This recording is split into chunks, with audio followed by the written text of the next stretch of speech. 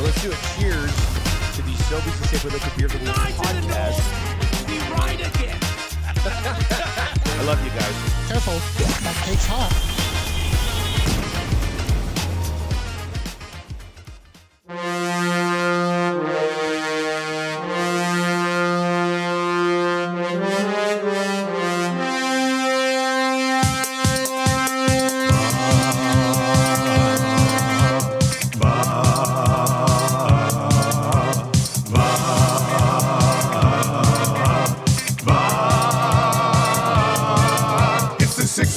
Check-in, come on, let's go. It's the AM Nasty Big Hello. It's not static, AM radio. It's the Cool Bed Red Hot Nielson Show. Let's go.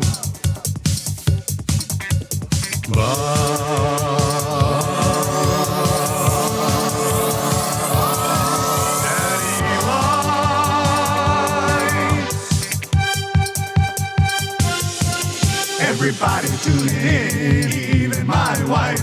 Mommy likes too. And those Macromala intros are cutting like a knife. Hey, it's Mitch texting in, he's your dealer for life. Let's crack at 6 o'clock and log in with some sirloin bites.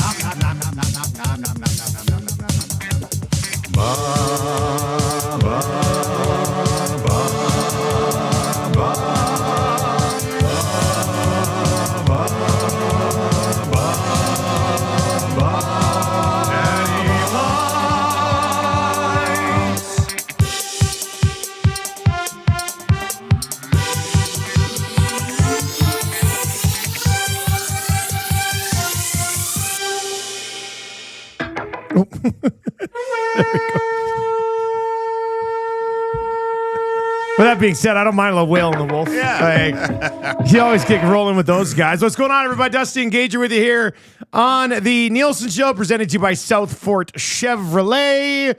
They got the employee pricing rolling right now. You don't want to miss that.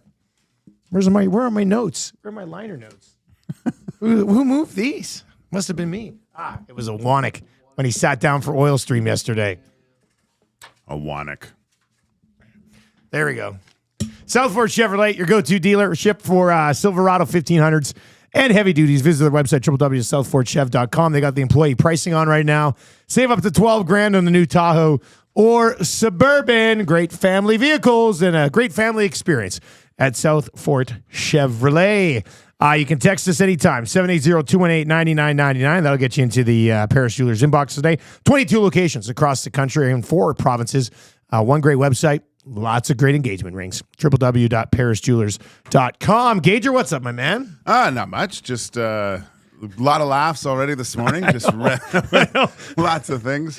A recap of the Brothers Grimsey from Jason the Acadian. He had a great tweet, and he thought this isn't that bad, and didn't listen to me at all. But then he knew. And then the scene came, and it's scarred his mind for the rest of time. And then Trev and I just found another couple moments from that movie, and he's actually going to rewatch it tonight. So, no, yeah, we are. You know what? I'm going to download it and watch it on the plane today. You know what? That you should laughing at the top of my lungs. No, but that's it, because you don't want to laugh too hard on a plane, right? You don't want to seem like a crazy fool. So it's going to be even harder for you not to laugh. Watch it. Just make sure there's no kids sitting next to you. We'll see how that goes down. I got the classic to Regina through Calgary today. Oh, jeez. So that kind of sucks. The big one. There's only one direct out of Regina, or from here to Regina on the WestJet. It's like a 10 o'clock flight or something. So it would have been too tight today. Air Canada too, don't you? No, I only go WestJet because Air Canada. I used to go only Air Canada, but then Air Canada doesn't do direct flights to Regina and Winnipeg. I'm usually going to Regina or Winnipeg, so I take the direct on WestJet. After that hailstorm, I heard that they 10% of their fleet are damaged. WestJet? Yeah. Oh, just another reason for my flight to be delayed. I know. Yeah. Come on. Sorry, I shouldn't have said that. Yeah. Thanks, man. I thought it was just the Calgary airport that took a beating. No, the planes took a beating too. Oh my God. That's the last thing I want to hear. Let's go back to laughing about that dirty movie. So well done. Look, there was a lot of laughs before we started today because there was that. Then there was when I told you we sold 40 tickets for the Estes yesterday. That's unbelievable, man.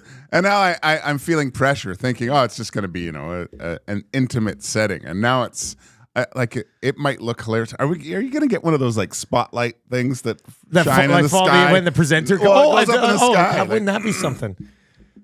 Can you just go rent those? Spectrum Rental? I think you can. Yeah. And the lights shooting up by the garden.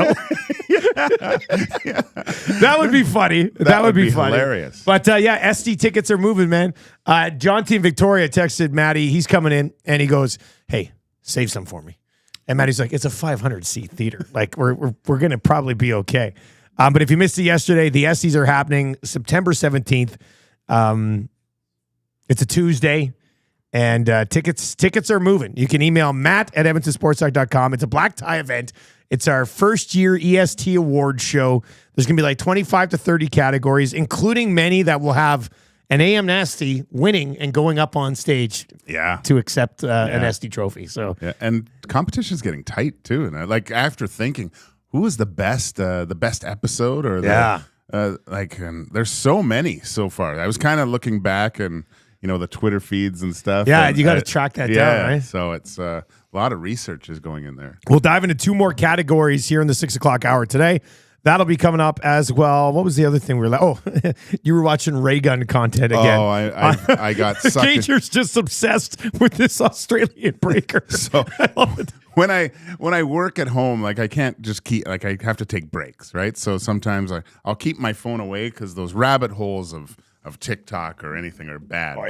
I grabbed the phone, and probably 32 minutes later, I finally came out after the deep dive into ray gun and the scandal in Australia that has a petition signed with like 40,000 signatures that want to do a deep dive investigation because it seems like she this is completely rigged. She rigged her way into the Olympics with her husband being the head of the dancing committee, the break dancing committee in Australia. And I mean, you watch her, Dusty, and it's close to the Brothers Grimsby with me laughing because it's terrible. Well, you showed me the video of the person she lost to, and she looked like a breakdancer. Yeah, and I was worried. Okay, they're just showing someone, but I've seen like 4 or 5 videos of the competition to qualify for the Olympics, and the breaker that she beat is a breaker. Like I think there was a movie back when I was a kid. Remember Breakin'?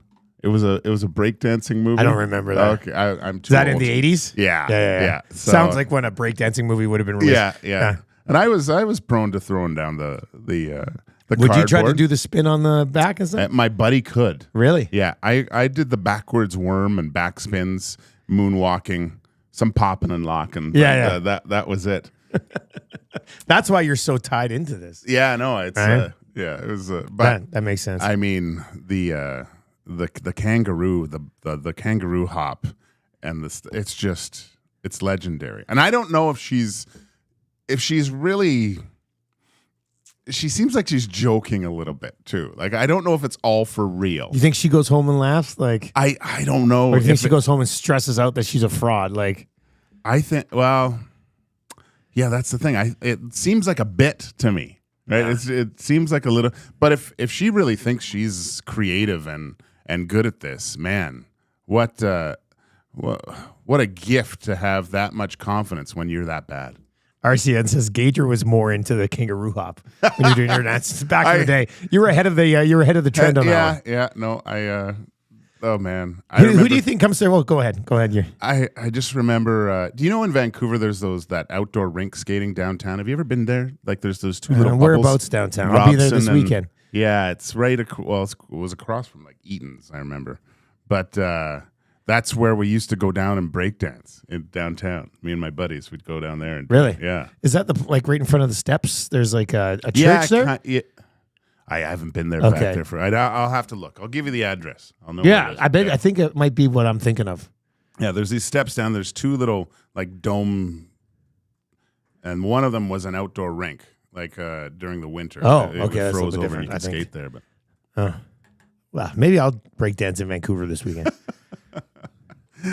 What's this guy doing? well, it's ridiculous because I mean, next Olympics in Los Angeles, you would think breakdancing would be popular, but it's ruined it. I mean, they already said they weren't going to do it in LA, but anyway, This where do you think the money comes from first? ESPN 30 for 30 or a Netflix doc? It's going to be one of them. Like we're going to be sitting here 5 years from now and being like, "Did you watch Ray Gun Truth Untold or whatever?" I would say it's an E60 before Netflix, but they probably could do it on Netflix. Like, I could see a 3-parter just going back the whole history of.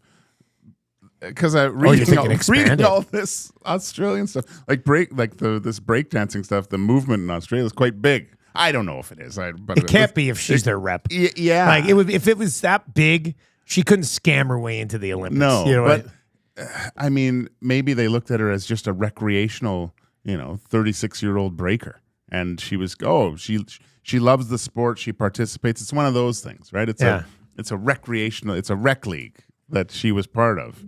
That somehow got herself all the way to the Olympics, getting 0. Lots of good comments already over in the Nasty Chat today. Hey, if you're watching on YouTube, hammer the thumbs up, sub to the channel. Working our way up towards 9,700 subaroos. Chris G says, Ray Gun is like one of those auditions on So You Think You Can Dance, and they just do it for the views. It's like when William Hung got on, what was he on back then? American Idol, yeah. Yeah. She bangs. Yeah, she bangs. Like that guy. Right? Yeah. It's kind of, that's the equivalent. That's how I view this. That's how I view the Ray Gun thing. That's how I think it is. That's what I think she's done. Like, she's everywhere. And of course, my algorithm's completely messed up. You're screwed now. You're screwed. I'm going to be looking at Ray Gun for the next 2 weeks. JCD780 says there should be an investigation into why breaking was in the Olympics in the first place. I'm starting to lean towards that this was just the ultimate troll. Well, being a father immersed in the dance world, I've seen so much better dance by 8-9-year-olds than that. That could honestly, I'd throw the Muzz up there ahead of her, and the Muzz has done 1 year of dance. Yeah, and she would look cooler. I guarantee she would look cooler. The Muzz is one of the coolest people I know. She would look cooler than Reagan. You showed me the dance she did, and the thing that the Muzz already has that takes a lot of dancers a long time to figure out is the face. You have to have good face. She got a hip hop face. Yeah, she had stank face. Oh yeah, the Muzz does not F around, man. Yeah, no, she was fully engaged into it. So, and that my daughter, it took her a while to get that, and it's taken years to kind of that to come through in her dance, the way she looks and stuff like that. So yeah, Elizabeth said after, she's like, I want to do a solo next year. And I was like, they don't let 8-year-olds do solos. She goes, but I want to do one and I want to come up with all my own moves. Oh yeah. I was like, God, I love that. There is a open categories like freestyling sometimes at competitions. Well, how else do you think Ray Gun got in? That's the only thing I can think of. JR21 watching over on YouTube today. Hey, let's change 100 early today. If you're watching on YouTube this morning, hammer the thumbs up. We're almost at 50 already, so that's good. Let's go. Hammer the thumbs up for us. If you're listening on TuneIn or iHeart or at EdmontonSportsTalk.com, just fire the link to EST to your buddies and be like, hey, this is fun. You should check these guys out, and we would appreciate that as well. Anyway, JR21 says, guys, I'm on a flight to Montreal watching the feed today. Feed boys, today is the start towards getting the Elks name back. And the announcement, we are expecting it to come down today. Edmonton Sports Talk will be live from Commonwealth from 9 o'clock this morning until 1 o'clock this afternoon. The hangout will be there. I'm going to whip down after the show. We'll do 20 minutes of the lock shop down there. And then, assuming what we hear is happening, we'll have the announcement live around 11:30 this morning. And it's going to be a big one. It's going to be a big one. We're excited to be down there, going live for 4 hours as massive. For the first time ever, this team will be owned by one man. Yeah. And it'll be interesting to see, and I'll throw this out there with you right now. We know we had the whole name conversation already. We kind of know where that's going to trend, I think. I don't know how much we'll get on that today or if that's a behind-the-scenes thing until it's ready. But priority number one, outside of the rebrand for the name, if you're taking over as the owner of the Elks today, what is priority number one for you? And for fans, it could be something related to Commonwealth. I bet there'll still be some people who be like, reopen the upper bowl. Things on. I like the upper bowl closed for now because even without huge crowds, like 20,000 looked really good in the lower bowl last game. I thought it looked good. You know what? Last game was the first time that the sound, the cheering went through the whole stadium. Yeah. And just that, and I thought, oh my gosh, I can't imagine what that would sound like in a packed house. But no, I like the lower bowl. It seems everyone's a little bit closer together. There's that the cheering that was going on. I liked it, but I think aside from something to do with the actual stadium itself, I think it's Trey Ford, Dusty. I think that. Yeah, you think so? I think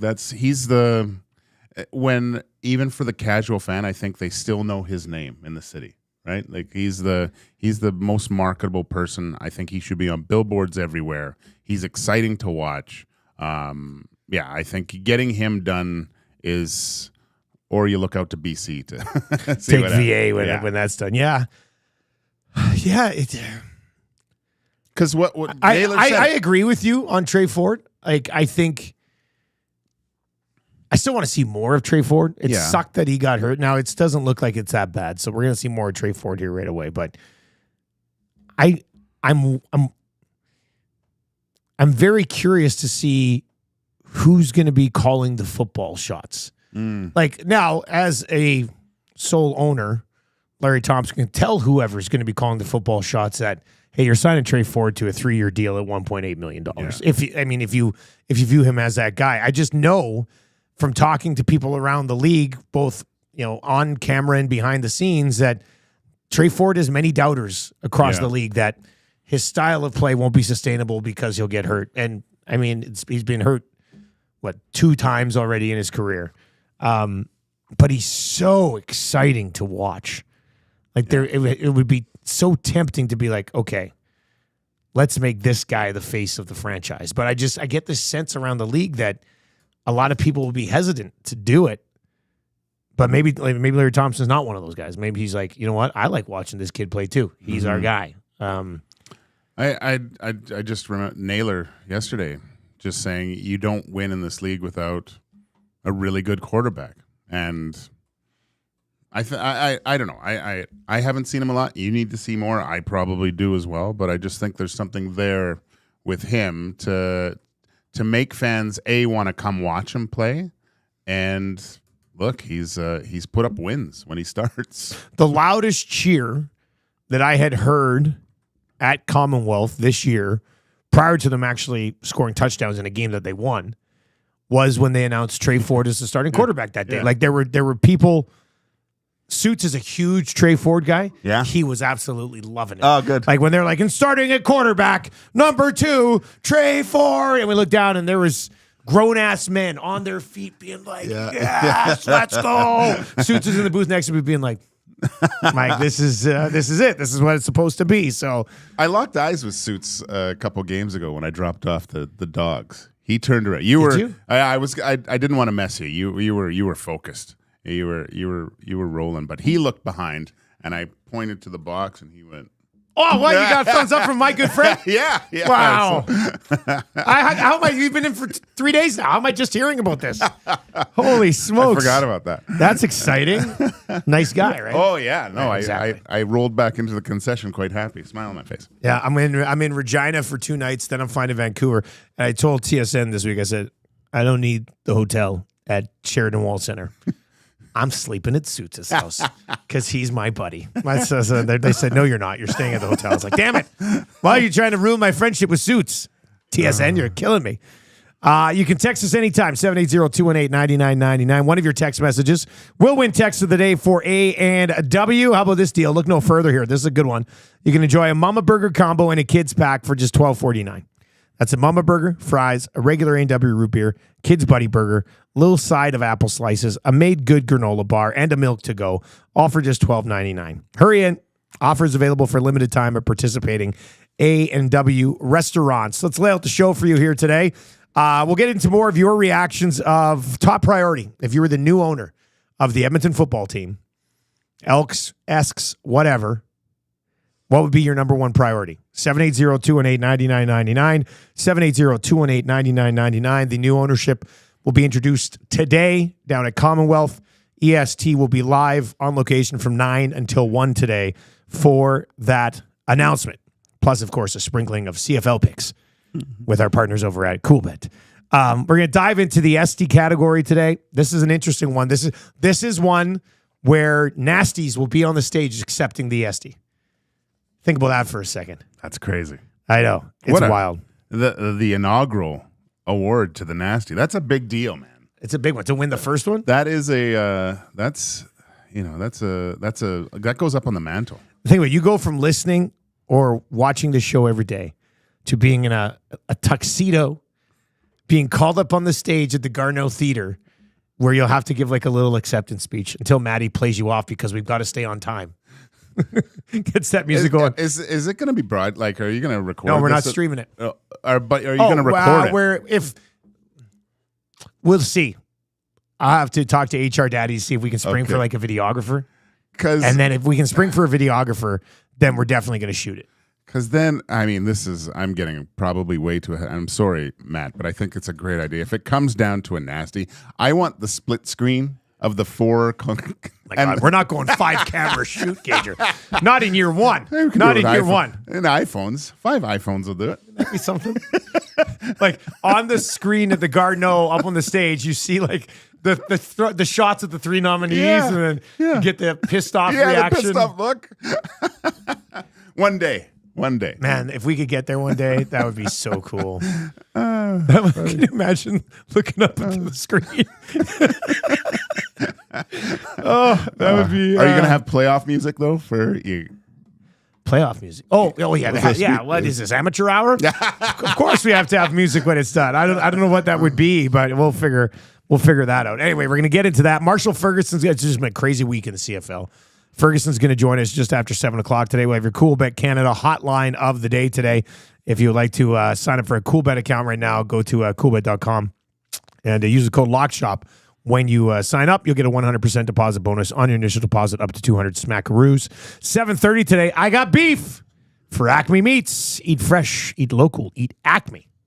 We'll get to all of our beefs around 7:30. Derek Van Diest, some people refer to him as DVD. He's going to join us around 7:45, and we'll find out who he thinks is to blame for the Oilers' mismanagement of both Broberg and Holloway.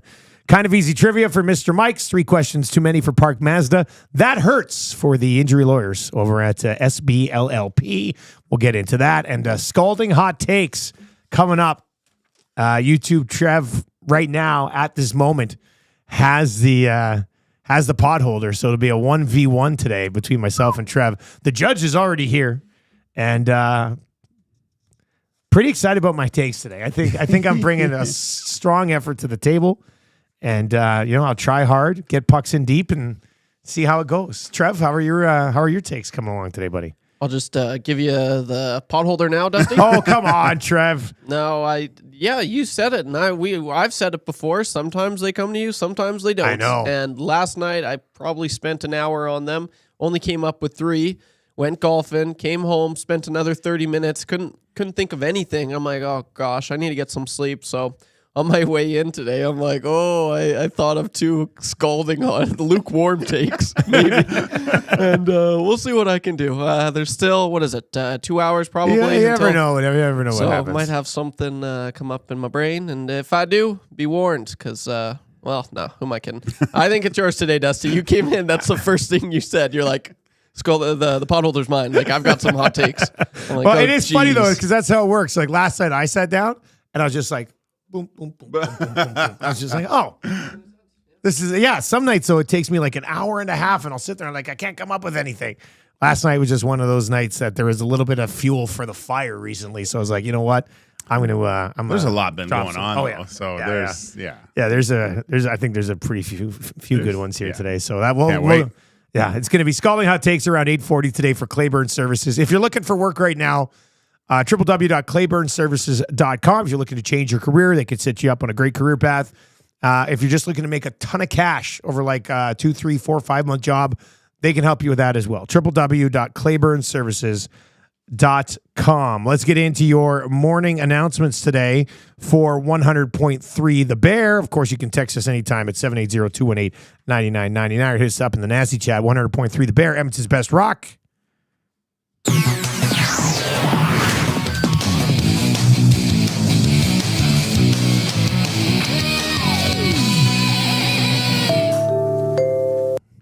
Time's ticking. Time's ticking. It's been 2 days since we found out about the offer sheets on Broberg and Holloway from the St. Louis Blues. I saw an article yesterday on a website somewhere where the headline was, "Should the Oilers feel targeted by offer sheets?" I was like, yeah. Yeah. That's a hot take. A team's coming after 2 of your guys at the same time for like the first time ever. So yes, you should probably feel a little bit targeted.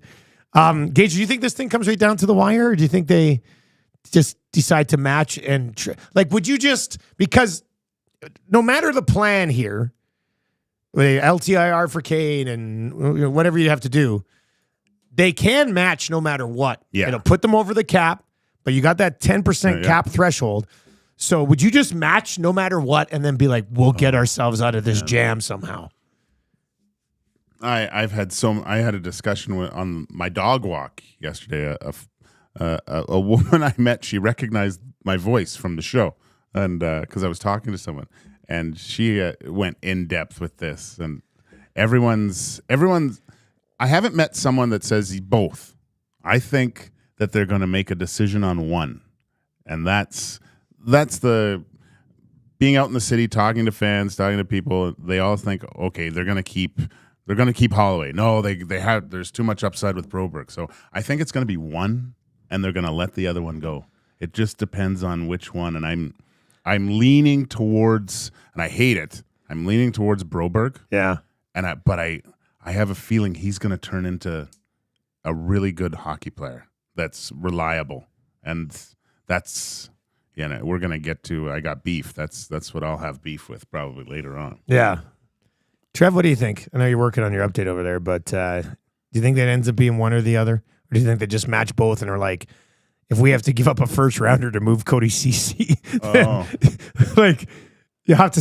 The problem is if you do that, then teams know you're in a really tough spot, right? So yeah, I think they can only do one. Unfortunately, I think just they've been forced, and this is to be able to match the Philip Broberg, that's going to be so tough, and it's just so frustrating because I also got beef with this. First time I heard the phrase over ripening was when Ken Holland came into the organization. Yeah.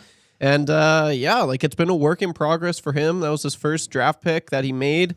And I was just so excited. I'm like, this guy's going to be legit. And obviously you've seen some glimpses of it.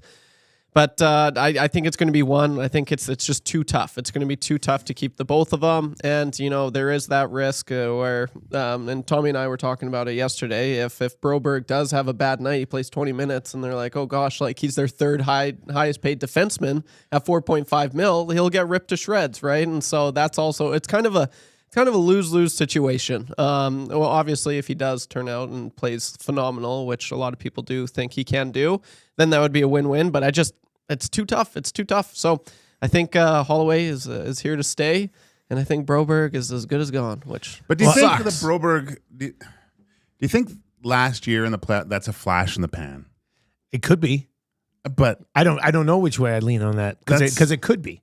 It could be because we've never seen that before. Yeah, we haven't seen that type of composure. To play that well in the playoffs is a different beast. Yeah. Obviously, he's capable of it. But Raygun had one shining moment to get to the Olympics, and is Broberg the Raygun? Of course, you had to come back around to Raygun. I can't stop. Sorry, everybody. This text comes in, no name on it, but guys, forwards are easier to replace. Yeah. So you keep Broberg. I would keep Broberg. I think it's too big a risk. If I had to choose one, I'd probably go with Broberg as well, but I just don't know if they're gonna be able to swallow $4.5 million on the defenseman. 780-218-9999. Belineski over in the Nasty Chat says Broberg stays. Holloway goals. Jamoff says, I think they have to look at letting both walk. Take the picks and see if you can use the upgrade on CC during the season. You take the second and the third, And then maybe it gets you a package. top defenseman at the deadline, Yeah. and you're better off at that point. Your thoughts on all these options and strategies, and a huge shout out to the Oilers for mismanaging this situation so we could talk about it for a week in the middle of the summer. Like this organization, I tell you, they're the best. Start the season like a train wreck a month after we launch Edmonton Sports Talk. Numbers are through the roof because everybody's in full-blown panic mode. The day they fired Jay Woodcroft might still go down as the greatest day in Edmonton Sports Talk history from an interaction perspective. Then they go on a Stanley Cup run in our first year. And then in the middle of August, when nobody's paying attention to anything, this happens, and we get a week out of this. The Edmonton Oilers are the gift that keeps on giving. The Jelly of the Month Club. Oh, and the Bowman hire led to like a huge spike. Like, it's just, thank you. Yeah. Thank you. Content providers. Yeah, let's get to a sports update for Nisku Glass. Nisku Glass, locked and loaded. If you, you know what I'm going to do? Here's my new strategy, just to get some business for one of our new great partners. I go to the airport every week, so from now on, I'm going to leave a little early.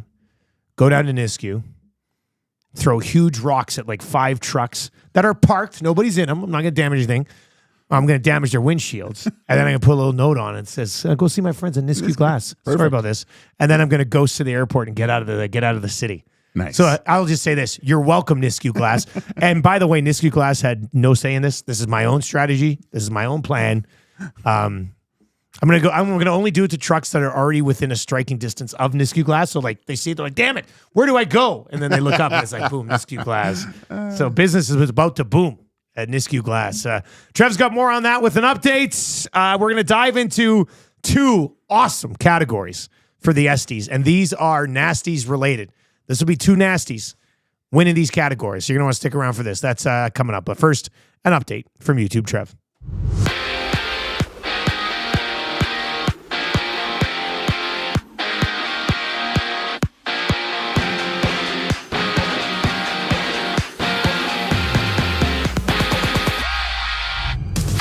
Larry Thompson is set to become the new owner of the Edmonton Elks, which should be announced later this morning. Lots of uncertainty and questions going into this, but one thing that is certain, the boys at Edmonton Sports Talk will be there to break the news.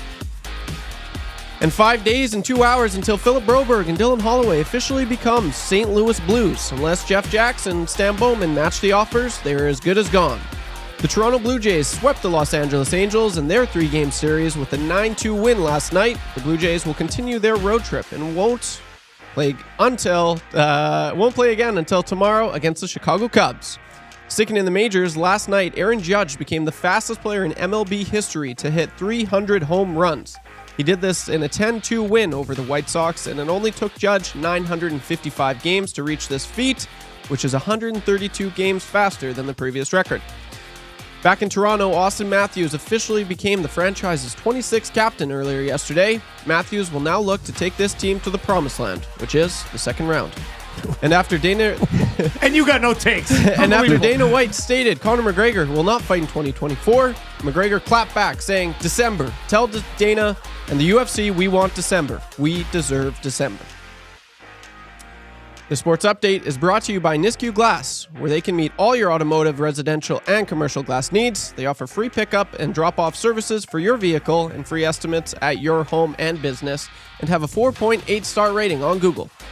They will service anywhere in the greater Edmonton area and beyond. Give them a call at 780-955-7989 to meet all your glass needs.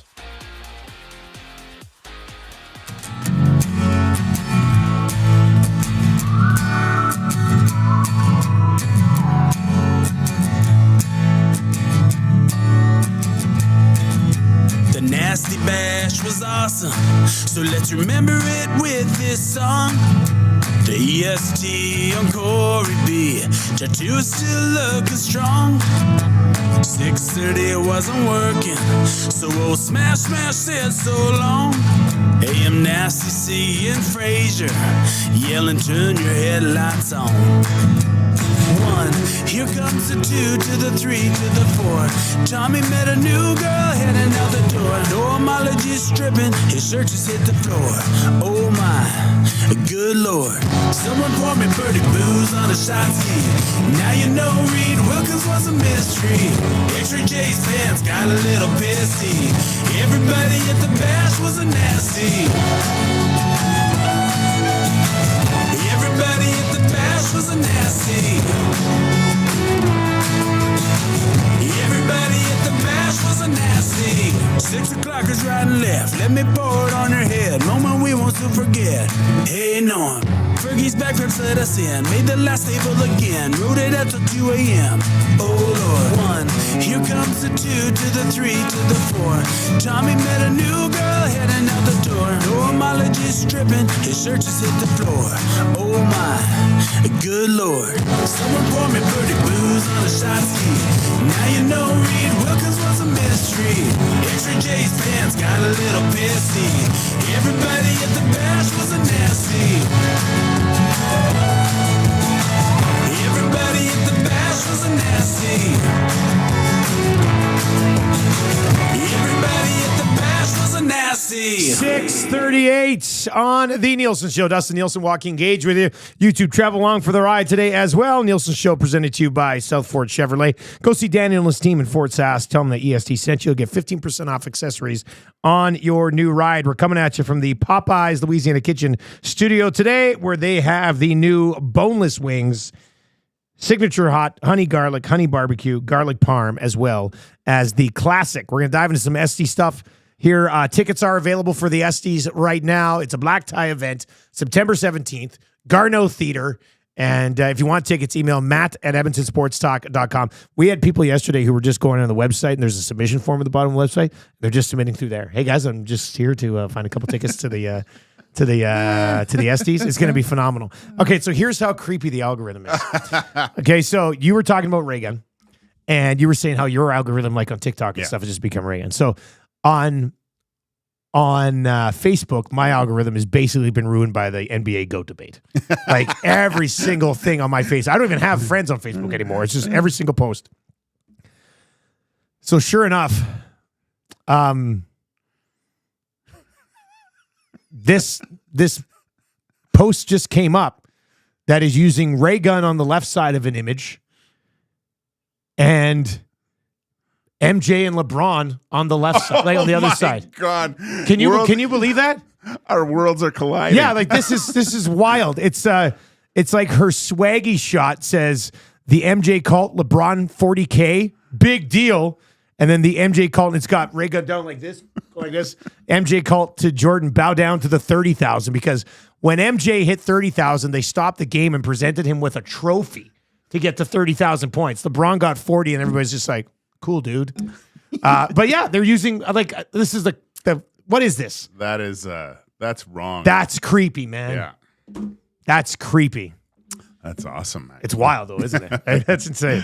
All right, SD categories for today. And the SDs, we've got, it's going to be like 25 awards. It's going to be rather ridiculous. But yesterday we were looking at episode of the year.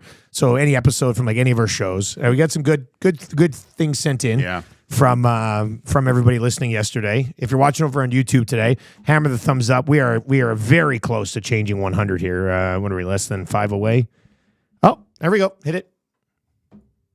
Changing 100. Boom, boom. Can we hit 300 today so we get that awkward double play? Be real nice. Here are today's 2 categories that we're going to look at. Text of the year. Very simple. We used to dish this out at 1260 back in the day. That is the best text to the Paris Jewelers inbox over the course of a year. And actually, you know what we should have? You know who should present this? Maddie from Paris Jewelers. Oh, I mean, that would make a lot of sense. I'm going to have to fire him a text. So text of the year. I've got I haven't tracked text of the year as well here as I did at the old place, because I had a program at the old place and I can kind of just throw everything in there. I do have a category here for some of them. But if there's one text that you've listened to over the last 11 and a half months here on Edmonton Sports Talk that you think has the stuff for text of the year, or maybe you won a text of the day and you're like, hey, I think I should submit my text of the day for text of the year, fire those in right now. 780-218-9999. 780-218-9999. The other category today, and you know who we should get to do this one, is Tina from A&W. She's our lady over at A&W, because A&W obviously sponsors the text of the day, so we got that as well. Texter of the year. Ooh. This is a big one. This is a big one. That's prestigious. For those of you who listen to the show, who watch on YouTube, who is your favorite texter into the show? This is going to be a tough one. So it's just from the Paris Jewelers inbox. That's right. Not the nasty chat. Not the nasty chat. Not the nasty chat. Just the Paris Jewelers inbox. Okay. Who's the texter of the year? This is tough. That's tough. You 'Cause you guys got GIFs in there too, right? There's GIFs in there that slide in. Yes. That's tough. Yeah. There's because there's the Macromala intro angle. Yeah. And then there's always like the like CSI Miami text that people will send in. Like the one from Big Maple, Reed Wilkins. More like Freed Wilkins. That's a good one. Those are my favorite texts. Those are the more like ones. I like the CSI Miami one. Yeah, the more like texts are right up there. We've had more like texts win text of the year in the past. Who knows? Maybe one wins it again. But 780-218-9999. 780-218-9999. Who do you think should be in the mix for Texter of the Year? Texter of the Year. Who should get it? 780-218-9999. Somebody texted and says, guys, repeat from yesterday, but forgive me, what's going to be the most prestigious award, the most sought after? That's a great, that's a great topic too. That's a great topic. Well,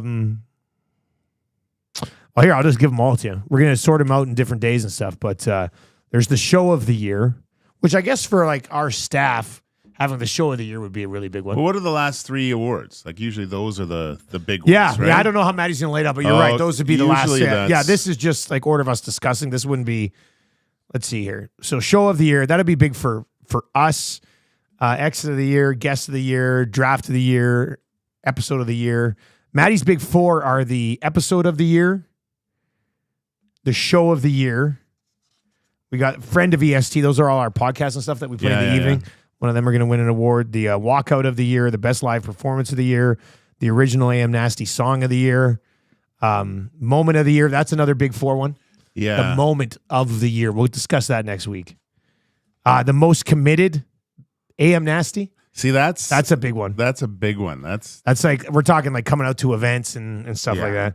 The hottest take of the year, hangout of the year, rant of the year, best on location show of the year, hangout guest of the year. This, I think, is another one of the big ones, the event of the year. And then, AM Nasty of the year, I think, too. So is there a possibility of like being like Taylor Swift at the Grammys where someone just cleans up and you get the picture with like 5 awards at the end of the night? Is anyone like... Say that again? Like someone who afterwards, they're doing their interviews probably afterwards outside. Of course. Yeah. Zacta comes interviewing people. But, holding the 4 awards with their entourage. Oh, like, I said to Maddie yesterday, I said, are we going to make sure like people don't win multiple awards? He goes, no. Yeah. He goes, this is not rigged. This is an award show. And if somebody cleans up, that's one of the more stunning storylines of an award show. I was like, yeah, okay, that's fair enough. Yeah. That's fair enough. Tube Socks is texted in and says, Tube Socks, this is like just whipping it out and putting it on the table. He sent in his 2018 text of the year plaque.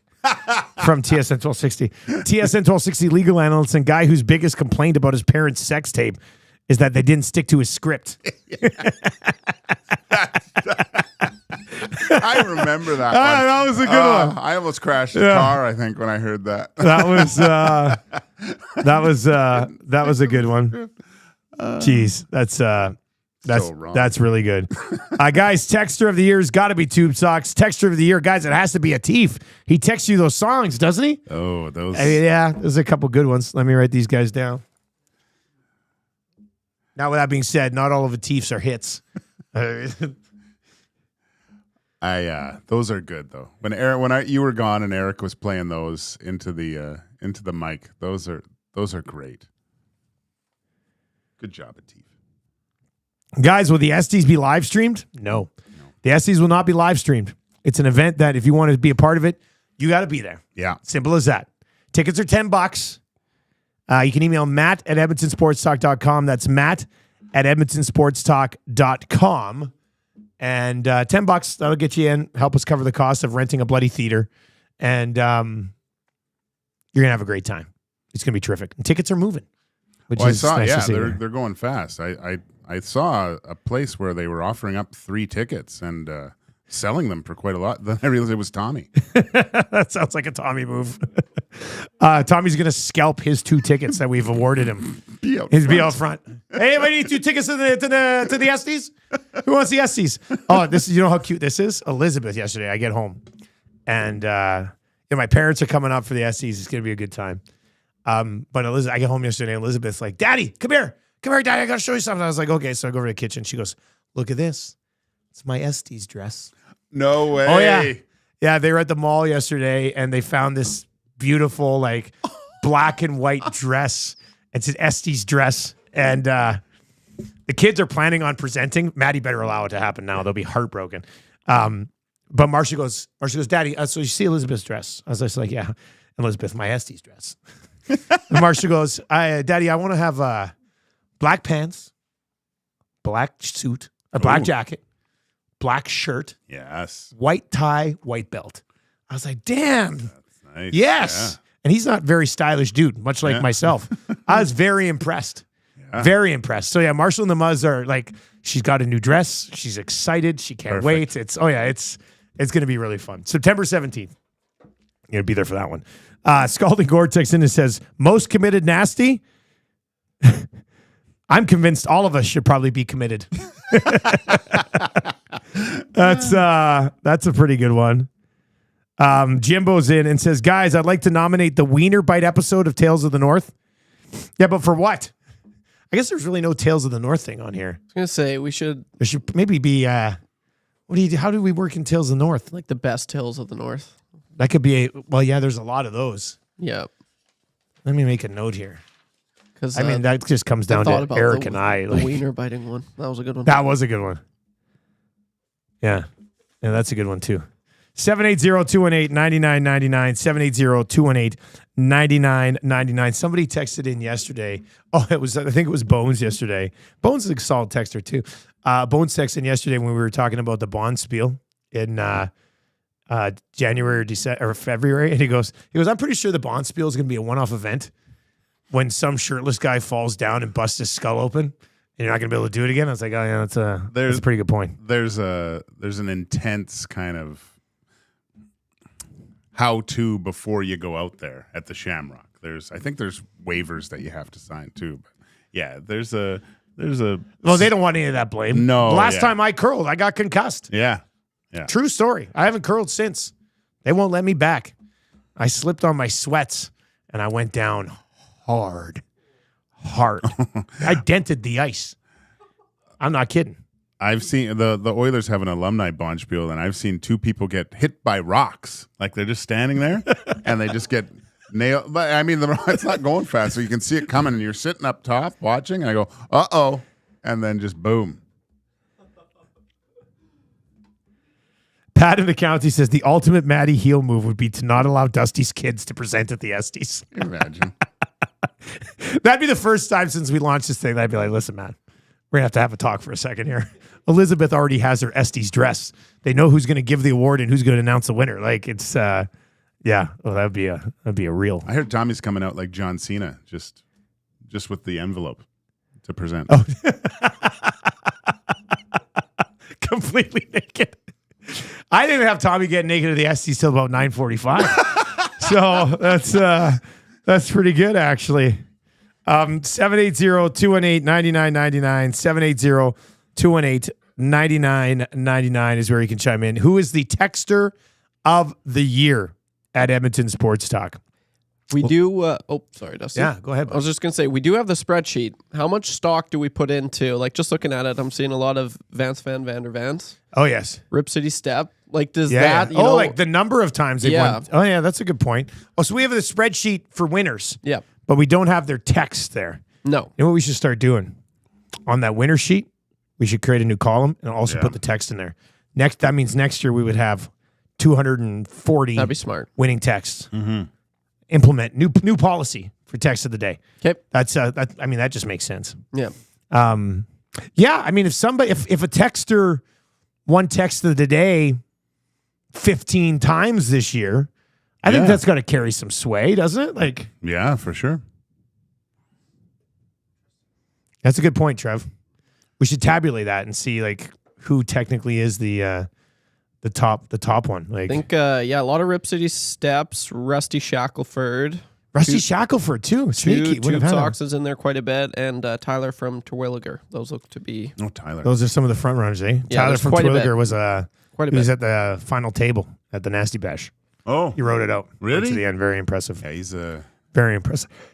I haven't seen him in a while. Morgan is in and says, I'm trying to picture Dusty curling. It'd be like Donkey Kong rolling barrels at Super Mario. With the jingle. Well, the problem is like curling is outside of the falling down and getting concussed. I can't come out of that hack. Like I would basically be letting the rock go in the butterfly. Oh, yeah. Like I push off and then I get down, basically slide on both my knees, and then I love the concept of curling, the strategy of it, but the execution for me is very difficult. Just use I have to use the helper. The little there's a guide. yeah. The guide. Just use the guide. Oh, Yeah. are you not embarrassed by becoming guy who uses the guide thing? No. No. Not when I win. So is that the little one? That you Yeah, it's kind of- just a little like it looks like something you'd attach to. It's like a hold something. handle. It's It's a like a handle. Yeah. sliding handle. PVC pipe or whatever, and you just slide with that. It's and then you know what? And then afterwards, I kind of got my balance right because it is. They make it look so easy. That's the thing. Like, Yeah. Oh, so there's it's a couple insane. pros out there, and they get right low and just touching it the rock a little way. Curling is really fun, actually. That's a good time. That's a really good time. That's why we're gonna do a Bonspiel in the winter. It is a good time. That's a fun day. It's a fun time. It's a fun day, especially with 6 o'clock lagers up. Well, at the Shamrock. Come Yeah. on. Found out yesterday that the Boston Pizza next to the mall has 6 o'clock lager cans there now. across the street. Yeah, No way. yeah, right across from the mall there by like Wayne's and the Italian Center Shop. Yeah. Yeah. Oh, I know that place. Oh yeah, of course you do. Hey, Gager, how was Italian Center Shop yesterday? It was. I went in there a little bit more relaxed without my jersey Without your jersey on. Trev, do you curl? I do not curl. I thought maybe from small town, But, Southern Alberta, you might curl. My dad does, and really? I've heard all about his glory days curling. And whenever I'd go up to see Dad, he'd be like, "Trev, you want to come watch me curl?" And I was like, "Well, it doesn't really sound like I have a choice, Dad."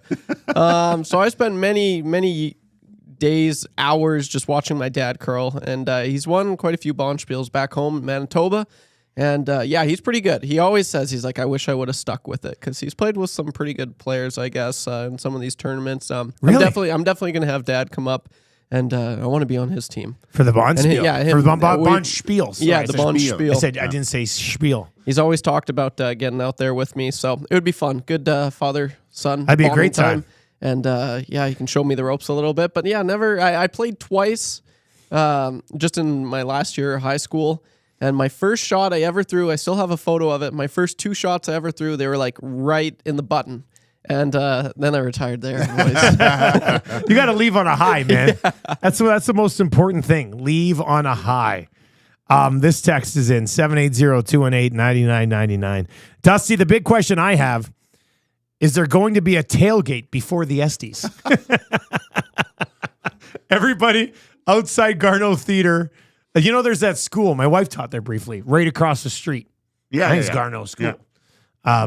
There's a parking lot there. Can you imagine? Park there, 6 o'clock on a Tuesday night, and there's people out there in suits and tuxes just pounding drinks. Probably not going to be approved, but that's a funny, like it's funny in my head as I think about that. That was my old stomping grounds, kind of when my last year with the Oilers, because that Safeway right on Whiteout. Yeah. I lived in the condos right across from there. Okay. So I would, and right across from the theater, like there's a Remedy, but it was my movie store. That's where I went and rented my movies. No way. Yeah. So In like that mini mall there? yeah, kind of. It was right where the Remedy Cafe, that used to be a movie store, and there was a comic book shop right behind it. So I would go get a movie and a couple comics, and it was fantastic. But yeah, I remember because back in the day, you had to, when you went to the movie store, they asked you for your password to rent the movie. Mine was Batman. Password, Batman. Okay, so why did they need, like, did they have your password in the computer so they knew it was you? Yeah. I never had that at any No? movie store. No. At that place you did. Really? And then Wizard Comics was behind. Did you have to have a password there? No, but they knew me by Could have name. also been Batman. Yeah, could have been. But that was I don't think we had to have I mean, there was 3 movie stores in Cranbrook growing up. There was Muntz Video. It was called Muntz, Munts, local, like just a local one. And they were like the go-to. They were like the first ones. And then we got a Blockbuster, and everybody started going to Blockbuster. And then a Rogers Video opened after, and there was a nice little rivalry there. When I worked at Save On, the Rogers was in the parking lot. And I'd watch Blockbuster employees fight Rogers employees in the middle of the night for supremacy in town. It's a pretty cool thing in Cranbrook there for a while. Speaking of that, might be, instead of tailgating, there is a cigar shop just down the street. Oh, go for some stogies. Just a couple stogies. Yeah, you know what I was thinking about this Elks. So last night, this is how my brain operates. Last night I went on Google and I typed in Eskimos and then anagram. Like what other words you can turn in. And there's only one other word in the English language that you can use all of the letters from Eskimos to make. Can either of you guess it just off the top of your head? No. Damn, I want to. Okay. Oh, I'm going to plug my ears because I want to think about Okay, this. so Gager, I'll give you a hint. Okay. It is somewhat related to what you do at Commonwealth. Really? Cooking there. I don't know. I can't do it. Could they not just call them the? Do you want it or Yeah, I want it. Could they just call them the Edmonton Smokies? You serious? Eskimos and Smokies, all the same letters. The only one. Wow. Yeah, That's great. I know. Yeah. It means especially- nothing, but I was just like, that's kind of neat. There's a meaning there. I mean, it's always smoky here. It makes sense. Yeah, that's true too. So anyway, looked that up yesterday. That's good. A few people got it over in the. Did you look it up? Oh, Tommy the Wrench. The Wrench is already awake. Wow. He'll be down at Commonwealth today. Edmonton Sports Talk live from Commonwealth from 9 to 1. Edmonton Elks ownership announcement is on the way. All right, on the way just after 7 o'clock here today. Hey, conch for everybody at 6 o'clock hours. A lot of fun. Marshall Ferguson is going to join us. Just a few things to talk about in the Canadian Football League this week. Holy smokes. Quebec Canada hotline of the day. I got beef coming up as well. And Derek Van Diest on the Edmonton Oilers, these offer sheets, what he thinks they're going to do, and why is this happening? Who's to blame for this? We'll get into that with DVD around 7:45 today. Right now, we've got a sports update for the fine boys over at Green Plan with our man, YouTube Trev.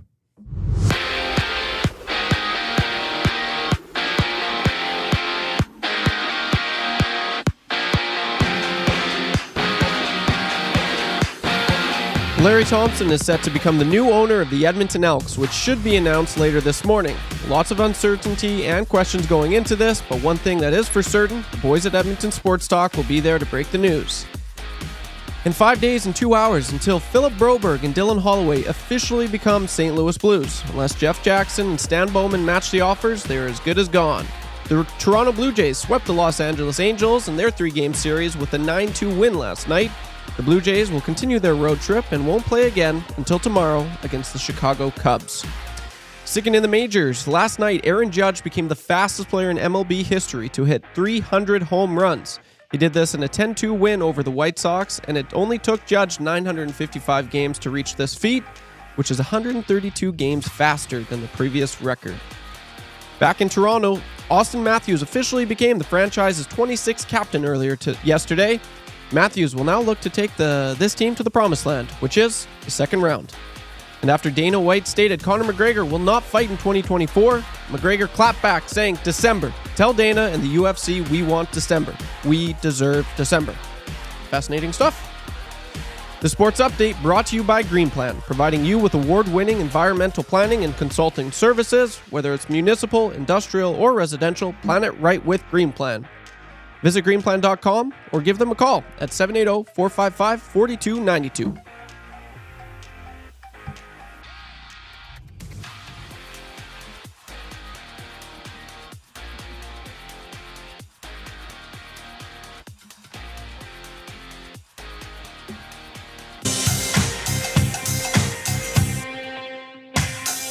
What say you? Hey, nasty crew. We got the Nielson Show flu, and there's nothing we can do about it. What say you? Hey, nasty crew. My wife thinks I got better things to do, but there's nothing I can do about it.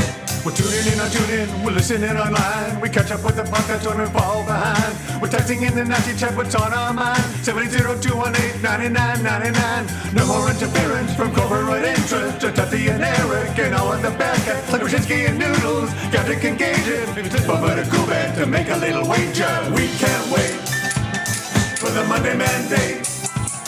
Sharky's always on time. Tommy's always late. Would you like a cup of tea? Forget about the old place. Hey, we were number one in the text race. We don't miss all the commercial breaks, but we sure miss Nickelback today. We wanna hear some Huntings and we wanna hear Renee. Wanna hold the neck up when I wanna kiss away. Beat left to tie a fire and remember that name. We love every goal song, but what about Amanda Gaines? Macramella, Rapaport, Dragger, Engineer. It ain't Christmas season, but they sound like reindeer. Button and my cousin in the tales of the North. All the fun of giving present, Dusty go forth. What say you? AM Nasty crew. We got the Nielson Show flu, and there's nothing we can do about it. And there's nothing we can do about it. And there's nothing we can do about it. 7:04 on the Nielson Show. Thank you very much for being here today. Nielson and Gager, brought to you by South Fort Chevrolet, your go-to dealership for Silverado 1500s and heavy duties. Visit their website at www.southfortchev.com. Go see Daniel and his team. Tell them we sent you, and they'll give you 15% off accessories on your new ride. And you should also ask them for one of their extremely comfortable hoodies. Excellent hoodies. You know what I don't have a lot of time for? I don't have a lot of time for Conor McGregor being like, I deserve December. After his performance in Roadhouse, which I watched 2 nights ago again, as I did some work, he doesn't deserve anything. The fights were good, though. Fights were good, but the character was ridiculous. It's terrible. Horrible character. But he was told to do that. Yeah. You know. Well, I don't think he had the creative freedom like Raygun to do what. That's like your 4th Raygun reference randomly. I'm going to see how many I can crowbar in here. You know what? Does it? I've only watched Roadhouse once, but does it get worse? Or does it get kind of better watching it because it's? I like the movie, so yeah. I told Gager, like, I sit down. I usually work for like 2.5 hours in the evening, just catching up on business stuff and prepping and whatever. Last night was an extra late night. More on that with I Got Beef. I was just raging last night late. Anyway, last night I threw on Top Gun Maverick again. I just love that movie, man. I could just watch it every night. I could watch that movie every night. I'm not as big a fan of it for some reason, because everyone says that he dies in the first scene, and that's that one theory. And then he puts everything kind of right. Yeah. No. You can't eject from a plane at Mach 10. How do you know? You ever been in a plane at Mach 10? One time. All right. We threw this question out there today. 780-218-9999. 780-218-9999. You're named owner of the Edmonton Elks today. Outside of the name thing, which we did yesterday on the show, outside of the name thing, what's your number one priority? 780-218-9999. Hit us up in the nasty chat. Edmonton Sports Talk will be broadcasting live from 9 to 1 at Commonwealth today for the announcement. And there's lots to discuss in the Canadian Football League. And for that, let's bring in one of my fellow play-by-play men, CFL and TSN, Marshall Ferguson this morning. Marsh, how you doing, buddy? I'm good. I was also one time at Mach 10, just once. You guys, you were never at Mach 10. Neither of you. we were in there together. Yeah, I was in the back. Gage was in the front. It's fine. Should we eject? What do you think? I don't know if we can do it in Mach 10. Yeah, his call sign's Goose. No, it's actually great in the Canadian Superbike Championship that I call. There is a French-Canadian kid who's 19 years old, who's a total stud, who's coming up through the ranks, and he got all this sponsorship money and everything this year, so he's actually got like the right stuff. And it's Shubenacadie when we were out in Nova Scotia at Atlantic Motorsport Park. He won his first race, and so I didn't tell anybody. But at the final call, because we do it live to tape, right? So we like go to voice it at the end, and I'm like, I basically did something to the tune of, there's lots of people flying around, but there's only one Top Gun today. Maverick Sear is your winner here in Atlantic Motorsport Park. So I did it, and then we did like a viewing party because it doesn't come out on TSN for like a couple of weeks. So we were at the track at Canadian Tire Motorsport Park, or Mosport, as many people know it, outside of Bowmanville this past weekend. And our producer was like, well, I have it edited. I have it finished. So we actually did a viewing party for all of the riders. So they came over to his RV and they watched. And at the end, when that line hit, every single person other than Maverick looked at me and was like, really? Well, what did Maverick think, though? I asked Maverick, I go, are you good with that? And he goes, French Canadian kid, he goes, it's why my dad named me this.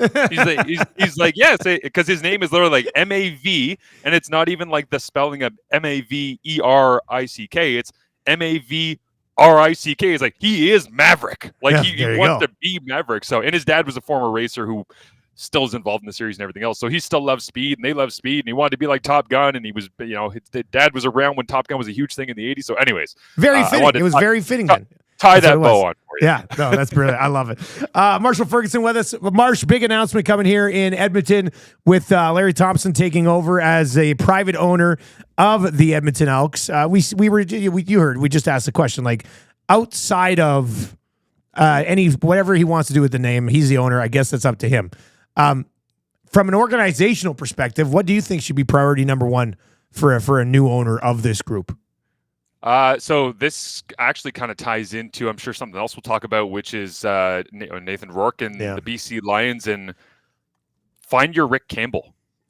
Like, find stability, find consistency, find the person that can stand in front of the cameras that you know is going to be there every day and have messaging and want people to come out and see games, because you know that it is going to be something worth rallying around. And I know that there's lots of names out there that are potential head coaches and ways that they might want to go and bring people back into the fold, or go out and get something splashy, or whatever he decides to do, whatever they decide to do as an organization. Find the people who will be there day in, day out, that you can believe in for more than 18 months. Like, that is absolutely the number one priority in my mind, Dusty. Yeah, I think that probably has to be it. Where are you at on the role of the president as opposed to the role of the general manager / head coach in the turning around of a franchise? Yeah, I think what we've seen from various CFL teams is that they bring in somebody who's, whether it's the business side of things, or they have a great understanding of the local community, or maybe they have good business relationships from being around in the past, or they've been doing big things in other venues of the world sporting community. None of that stuff matters unless the team is good. Yeah. Let's just be real about this, guys. Like, football is this cutthroat business. You heard Rourke talking about it in his presser, where he's like, yeah, there's not a lot of opportunities down there. He's like, the NFL is still football, but it's just a lot more money and a lot more business. And there's a reason for that, because they have to make their bottom dollar. And I feel like it's not in the CFL that we lose sight of that sometimes, but I do believe that if a team doesn't necessarily think that they have the right parts, or they have doubts about their organization going into the year, or they're saying, I don't know if our quarterback's going to be here, or maybe there's things in the background where it's, well, we're up against the cap and our owner isn't really willing to pay and see whether it goes over. All of those things kind of get dressed up by a lot of other things that happen in the president role, or the person who's overseeing the organization, or trying to make sure that everybody is comfortable and that they feel like they have everything that they need. But it's like, the only thing you really need to have a successful organization, there's been 1,000 examples of this throughout sport, throughout the decades, throughout centuries, is if you have a team on the field that people can get excited about, everything else will fall into place. And yeah, you might have things that are fraudulent, right? Where it's like, okay, this team is really good, but this isn't sustainable. But as long as you are giving the general manager the resources to make bold moves, to go out and make good decisions, as long as you have people in charge of football operations who understand how the game is played, how a roster is constructed, if you have people who are not afraid to think outside the box, but don't go too far outside the box, because we don't need to overhaul the roster 17 times through 17 weeks like we've seen at Edmonton the last couple of years, then I think you start to reach this kind of baseline of, okay, that's where we can start to have success. So I think that the president has a role to be played in an organization refreshing themselves, but the president's role, in my opinion, and maybe this is because I care more about football than I do about business, I believe the president's job is to make sure that whoever is in charge of football operations, whether it be head coach, general manager, otherwise, they have everything they need to build out the team they need in order to go and try and get victories. Because once you start winning, everything else on the business side will fall into place. The tickets are easier to sell. The business relationships in the community are easier to make. So looking at the Elks, we were talking about earlier, just the main position being the quarterback position. What's going to happen with Trey Ford? I think, does the owner kind of look at it as getting that marquee player, someone marketable, especially in a market like Edmonton with the past failures over the last few years? I am in the position where I think that Trey Ford should be like the focal point, the franchise player. What do you see from a new ownership? Do you think that he's going to say, hey, we need some star power, we want some some familiarity with our players? Is Trey Ford, in your opinion, that player that who knows what the name of this team is going to be after today, but that going forward, is that kind of the route that they will take? By the way, on the naming issue, I'll just throw this out there, that, and it is an issue, as Dustin goes, but I'll throw this out there. Back when they were discussing what to do in switching the name out, I had a truly terrible idea, but I just want to bring it back so that everybody can laugh at me again. I created an edit because they were saying, you got to keep the double E, right? And I started looking around, like, what's the most Canadian thing that we can do with this team and make it feel like it's still the double E? And I was kind of looking around different things, and then I thought, what about the Edmonton A's? Kind of like the Oakland A's. But I was like, but if we make it EH, whereas, because think about Dustin and I starting the game, well, it's a Labor Day rivalry here. It's the Calgary Stampeders against the Edmonton A's. And they just ran out of the tunnel and they got the double E on the side of the helmet. We don't offend anybody. We don't have to skirt a weird line. Like, whatever it is. Just, hey, Canadian Football League, they're the EHAs. There we go. Okay. I just quickly, before you talk about Trey Ford, I would say that's easier to say than if we have to start saying esks. That's the first thing I thought. That's going to concern me a little bit. Anyway, go ahead, Marsh. I appreciate it. I had a terrible idea by me, but I just love bringing back my terrible ideas of the past because I like laughing at myself. But so I would say I'm going to answer this question, and then I have a follow-up actually for you guys. Trey, to me, every single time that I have seen him counted out, and this is just my general opinion on him that I continue to spew anywhere that I talk about Trey. He's coming out of high school in Niagara Falls. Nobody wants to let him play quarterback. You're just a super good athlete. You don't know how to play quarterback. Well, Chris Bertoya at the University of Waterloo says, I'll let you play quarterback, because it was a program at the time at Waterloo that didn't really have a lot going for them.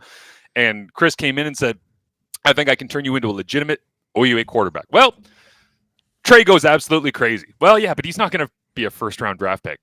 Well, then he's a first-round draft pick. Then he gets put into an organization that's probably not the best developmental situation, with Chris Jones being there and considering his history in the past with guys like Brandon Bridge and other young quarterbacks. It's like, well, let's see what this turns into.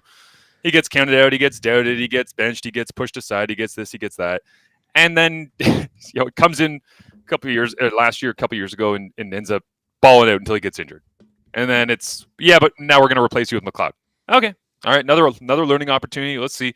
And I wrote an article on CFL.ca about this where I basically said, like, the Ford brother path, not just Trey, but Tyrell as well, is essentially have a setback, wait, thrive. Get doubted, wait, thrive. Get benched, wait, thrive. Like, anytime they get an opportunity, all they do is amazing things on a football field. So I believe that Trey, and this is just my opinion as a guy who doesn't spend a heck of a lot of time in Edmonton, doesn't understand the market as well as you guys do, I think Trey is that dude. I think he's personable. I think he's fun. It's not just that he's Canadian. He's relatable. He's interesting. He's a good quote, on and on and on. My question for you guys is Trey's Q rating good enough in that market that you could put him on all of the billboards and everything else, and it would actually drive interest in the organization? Because for people that live in Ontario, we know Trey as the kid from Niagara Falls who tore it up at Waterloo that we love watching on the TV. But we don't drive past the billboard, because you guys know this. You drive past billboards in different cities and you go, why the hell is that guy on the billboard? Right? Like, they're trying to sell the team. And I see that sometimes with the Argonauts, where it's like, you know, you're putting your third string Canadian fullback on a billboard and you're like they can't, like, Wynton McManus can't go up on there kind of thing. It's like, he's one of the very best players in the entire CFL. It's like, it doesn't have to be Canadian to drive interest and drive tickets. I think Trey is that guy because I know Trey is the player, but I don't know the market like you do. Well, I mean, it's funny you bring this up because, first of all, Gager, I think the market would totally back this guy. Yeah. I mean, the biggest ovation we heard all season, and yes, there hasn't been a lot to cheer about at Commonwealth this year, but when they announced Trey Ford as the starter, I mean, it was a rousing ovation. Mm-hmm. People were ecstatic when he came running out of the tunnel this past week. But it's funny you bring it up because heading into the off season, chatting with people around the organization, they're like, we're plastering Trey Ford everywhere. And we're asking him to stay around because we want to run him out everywhere at events and things. And they started to, and then they signed MBT out of nowhere, and you're like, uh-oh. Like they did the jersey reveal, and McLeod's like on that rooftop patio wearing the new gear and stuff, and you're like, okay, so I guess Trey just doesn't exist. Well, that's the thing. Like, but the plan at the end of last season was to plaster Trey Ford over everything for the organization. And then I think Chris Jones was like, we're going to go get MBT, and that completely changed it. So I think the organ now, it's going to be different because they're going to have new ownership. For all we know, they're going to have a bunch of new staff, and they might view it a different way. But I know the group there last year, the plan heading into the offseason was to force feed Trey Ford on the city, and the city would have been like, yeah, we'll take a little bit more. Like, they love this guy. So that's the funny thing though too, is that when you say force feed, it's a great way to frame it, right? Because we're doing that with Nathan Rourke right now. Like, as a CFL community, we are absolutely cramming Nathan Rourke into your face in 5,000 different ways. I got asked by CFL.ca to write an article about him, and they essentially said, what do you want to do? Do you want to do your top 10 favorite plays of Rourke? Do you want to do this, that? And I said, how about I write the 5 things Trey Ford can do that your quarterback can't? I'm like, just to piss off everybody else and go, here's why he's better than whatever your team has at quarterback, kind of thing. So I go to write that, and I finish it, and it didn't come off necessarily as like controversial and spicy as I thought, because I was just like, hey, here's 5 things Nathan Rourke's really good at. And I ended up sending it to Chris O'Leary from CFL.ca and saying, O'Leary, what a beauty. But I said, I'm like, Chris, I apologize. I didn't really know how to write this without it coming off as propaganda. And he essentially responded, it's okay. It is. He's like, it is. Like, basically at this point, Rourke is like our Rosie the Riveter. It's like there's no wartime ad effort, but he is propaganda. Like, we are putting him front and center. But if you do that with Rourke across the CFL, there's a reason why the CFL and why TSN has put out 14 videos of Farhan Lalji analyzing every part of this whole Vernon Adams Jr. and Nathan Rourke stuff. It's because we can't get enough of it. And you have to keep it in perspective. When Rourke was here a couple years ago, he was doing things that hadn't been done since Russ Jackson. Well, Trey has not necessarily that type of top-end consistency yet in his career, but he has the potential to become that kind of player. And the idea that we could potentially have Nathan Rourke, Trey Ford, and Curtis Rourke, who, by the way, is coming down the tunnel before you know it, if we have a third of the league as Canadian quarterbacks, and they're not just getting to go out there and run around and be short yardage guys, they're legitimate starting quarterbacks who are balling out and putting stats up. That's when you talk about like force feeding, and you go, you could eat 7, you could be the Joey Chestnut of CFL content and be eating so much that you have to go vomit afterwards, and you'd still be hungry for more of that because we haven't had that in decades and decades. What a marketing dream to have two Canadian quarterbacks going at it. Like you can, that's all you have to do. The side-by-side shot of Trey Ford going up against Nathan Rourke. I think that sparks interest across the league. Everyone's got eyeballs on that. And let's be real about this too. Like this is what, and I'm jealous of Dusty doing the games out in the West if that turns into a thing, by the way, because that would be unbelievable to get to call those two. Can you imagine that? God. But I also am thinking about this of like, okay, this is something that honestly frustrates me about the Canadian Football League. And just because we're close to it doesn't mean that we have to say everything is perfect all the time. There's lots of things that we can chip away and get better at. When BC, before signing Rourke, has Vernon Adams Jr. down, and I see that Jake Dolegala is the starter, I'm like, well, I know how that game ends. Like immediately, I'm like, I've seen, and it's no slight against Jake. It's just an American quarterback, a big body guy who's a backup, who's roaming around, who's going to come in and spot duty for a really good team. I'm like, yeah, that's going to be kind of mediocre. I'm like, not really excited about that. That doesn't drive the ratings for me. If you have Trey against Nathan, and they both play games, like don't blow your mind and don't throw for 4 touchdowns and 300 yards and on and on and on and have a shootout that's 29-27 in the final minute. Those two guys playing in any way, in any form, just having them on the field is significantly more interesting than Jarrett Daggy against Jake Dolegala. Like when the average Canadian person turns on their television, CFL and TSN, and you see Canadians playing and you go, oh, okay, that guy's got roots in Oakville and his family's originally from BC and this kid's from Niagara Falls and played at the University of Waterloo, and they'll watch. Like most important position in the game, they'll just watch because they want to be able to see that. So I love the idea of those guys and even more coming down the pipeline, because I love talking to Dwayne Ford all the time about CFL draft stuff and quarterback development and who's coming in next. And it's like Dwayne is so far ahead in all of this stuff. He's already identified kids that he's like, in 2027, we're going to have another Canadian starter for another team that's not Curtis or Nathan or Trey Ford. And I'm like, okay, so maybe there's a fourth coming. And I'm like, why stop the revolution at 4? Like, why can't we have more than half the league that has Canadian starting quarterbacks if this starts to become a trend? Because the door is opened by Nathan and Trey. So anyways, it's amazing to see that it's trending that direction, and they deserve the opportunities is really the point. Marsh, absolutely great stuff, man. We appreciate the time, and it's a good time in the league right now. This is a great buzz around the league, so it's exciting, buddy. We'll talk again soon. I knew I had to get out because Dustin started playing with the papers. That's a sign, right? That's, I know. that's I'm play-by-play like, we thing. still got to do one more thing before 7:30. I'm like, oh god, I'd keep you for an hour if we could, but yeah, All good, guys. Appreciate it, buddy. Talk to you soon. There you go. That's Marshall Ferguson. How good is he? He's great. Some people have actually suggested Marshall Ferguson for possible guest of the year for an Esty. Ooh, yeah, that's not bad. Yeah, it came he up. dabbles in the Him, motorsports. Luke doesn't Gazzi. he, a little Oh bit? yeah, he calls. He's a play-by-play guy for motorsports. Yeah. And he's real well, and he loves the F1 stuff. I know. Sorry, I was going. If it was a race week, I would have stepped aside. I looked and I said, should I ask him about Alpine? Nah. Yeah, what was going on with Alpine? I saw that pop up on my Twitter too. Just what a rough season it's been. The infighting, but I think what's dominated is just the Red Bull stuff over the silly season. Just what's the people leaving is the big thing. Quick note on the Elks here with the new owner coming in.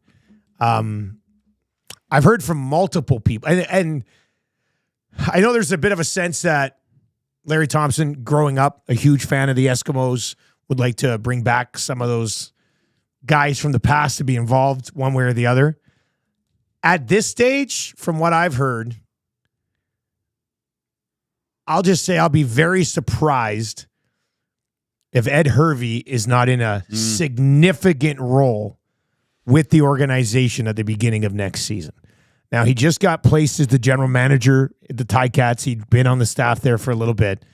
But I think if you're trying to restore that, the way things fell off when Len Rhodes and Hervey couldn't work together. Mm-hmm. And I do believe if you want to win a bunch of people back, I chatted with Herv when Hamilton was in town. I didn't dive into any of this because I'd already heard it, but I didn't want to bring it up. But Hervey leading the way as one of the front men for the Edmonton football team, whatever it ends up being called at the time, I think that's a win. Yeah. I think that's a win. So I'd be stunned at this point if Herv's not involved in some way, shape, or form in this relaunching of the organization. So we'll see. Could be wrong, but heard it from a few people who are pretty connected. So Getting back to what, just talking about 2 Canadian quarterbacks, possibly 3 eventually. yeah. Does that, you're a broadcaster, Dusty. Like, does that get your juices flowing, having a all Canadian quarterback? Does that change the way that you call the game, or? It shouldn't, but I think it does a little bit. A little bit. Like, I mean, I know for those of you who don't pay attention to the league much, the top running back in the Canadian Football League right now is Brady Oliveira. He's a Canadian. Yeah. At least going into last week, I'm not sure coming out of the week. I'm going to dive into prep tonight when I get to Regina. But the number 1 receiver in the league was Justin McInnes. Mm-hmm. He's Canadian. A couple of weeks ago, I know 6 of the top 10 receivers in yards were Canadian. Mm-hmm. And I don't know, there is a sense of pride of being a Canadian broadcaster for the Canadian Football League, seeing a Canadian quarterback be the best player in the league. It's plus Rourke is exciting to watch. He can move. He's not as elusive as Trey Ford, but he's better pocket passer at this stage, obviously, of their careers. If we get, and I'll be really pissed. And they don't play again this year. That was their last meeting, BC and Edmonton. So we have to wait till next year. And I don't know if Trey Ford will be here next year or what, but I'll be really pissed if I don't get to call the first Trey Ford Nathan Rourke game. I mean, especially because I'm the guy in the West. Mm-hmm. I want that game, man. I want that game. There is one game tonight in the Canadian Football League, and let's get to that for your Cool Bet Canada hotline of the day. Hey, shout out to the Toronto Blue Jays. They hit it again? They hit it again. Oh, my gosh. 3 days in a row to start the week with winners on the hotline of the day for Cool Bet Canada. If you're not yet signed up for an account at coolbet.com, please do go to coolbet.com, enter the code LOCKSHOP when you do, and you'll get a 100% deposit bonus on your initial deposit up to 200 smackaroos. All right, Stampeders and Red Blacks tonight. Stampeders minus 200 on the money line. That's not really worth it. There's not a lot of value there. The spread is 4 points. Stamps are unbeaten at home. They appear to be way better at home. If you were going to play the spread, I'd probably lean towards Calgary minus 4. Jeremiah Mazzoli's going to start for Ottawa. He's played like no football in the last 2 years, which is why I think the play today will be Jeremiah Mazzoli under 247.5 yards at minus 110. That's just asking a lot of a guy who's he suffered 2 significant injuries over the last 2 years. Has not seen the field at all. Drew Brown's hurt, so they're going to put Mazzoli in. That Calgary defense with some of the guys that they've got, especially their linebacking core, but they've got some good veterans in the secondary and a little bit of a pass rush. I'd go under 247.5 passing yards for Jeremiah Mazzoli at minus 110. That'll be your Cool Bet Canada hotline of the day today. 780-218-9999. Brett B says, guys, rehiring Ed Hervey would be huge. Would love to see Sean Fleming in some sort of role as well. He's always been talked about as an incredibly smart mind. I'd be interested to see what the would they make Herv president of football operations and then have somebody else as the president of like the business side of the organization? Oh. Like you could maybe see something like that. They just bring him in as GM. I think he probably want a bigger title coming back. Yeah. But go vice president of something and make up titles. All these titles are just made up. So might be able to see something happen there. But I do think the traveling secretary. Why not? Man, what a funny show. God, I love that. All right, we've got a update coming up for Mitch and the crew out at Park Mazda. And then we got, I got beef. And then Van Diest in about 15 minutes as well. So busy show. If you're watching over on YouTube today, hammer the thumbs up for us and sub to the channel. If you haven't already, we would appreciate that. We're making our push towards 9,700 subs here. 44 away from changing 200. So I know, there's almost 300 of you watching. Hammer the thumbs up right now on YouTube. We would appreciate that. And if you're listening on TuneIn or iHeart or at EdmontonSportsTalk.com, please tell your friends that they can very easily stream us over there as well. And Edmonton Sports Talk set up live at Commonwealth from 9 to 1 today for the announcement coming down the pipe on ownership. So we'll get to that as we continue to work our way through the day. Let's get to a sports update right now for Park Mazda with the one and only YouTube Trev.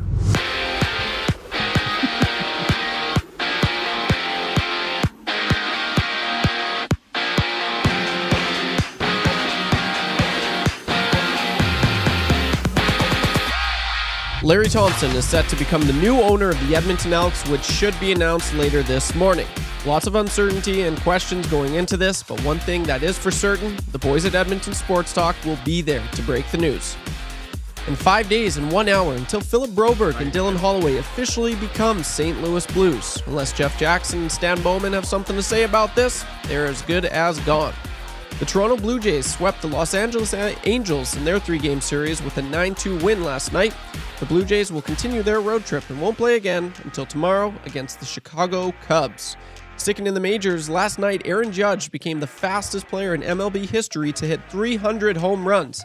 He did this in a 10-2 win over the White Sox, and it only took Judge 955 games to reach this feat, which is 132 games faster than the previous record. Back in Toronto, Auston Matthews officially became the franchise's 26th captain earlier yesterday. Matthews will now look to take this team to the promised land, which is the second round. And after Dana White stated Conor McGregor will not fight in 2024, McGregor clapped back saying December. Tell Dana and the UFC we want December. We deserve December. The sports update brought to you by the staff at Park Mazda and Mitchell Wickie. Would he rather be feared or loved? Easy, both. He wants people to be afraid of how much they love him. Hi there. If you're like me, you like to picture yourself in luxury, even though there's absolutely no way you could afford it. And if you can, well, even better. Thankfully, I picture myself in something that is luxury, but still absolutely affordable, like the all-new Mazda CX-90 from Park Mazda. With the new luxury features like facial recognition settings and quilted detail Napa leather seating, I can pretend to be comfortable with all of my proper settings activated without even touching the button, thanks to Mitch Lewicki and the great staff at Park Mazda. I like to picture Mitch Lewicki with like a giant eagle's wings and singing lead vocals for Leonard Skinner with like an angel band. And I'm in the crowd hammered drunk. Park Mazda, your dealer for life in Sherwood Park off Y Road, parkmazda.ca.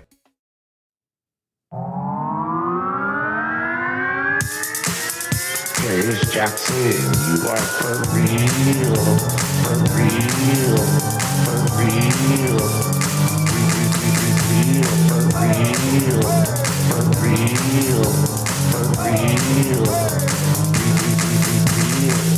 Darius Jackson, you are now the new interim head coach of the Edmonton Elks. They have a great receiving corps, but now you gotta get the defense to stop a few plays here and there so you can win a damn football game. For real, for real, for real. The fan base wants a win, so let's get out there and do it, do it, do it. Let's get out there and get the Elks to win the Grey Cup. Celebrate with the boys with a 6 o'clock log. For real, for real, for real, for real, for real, for real.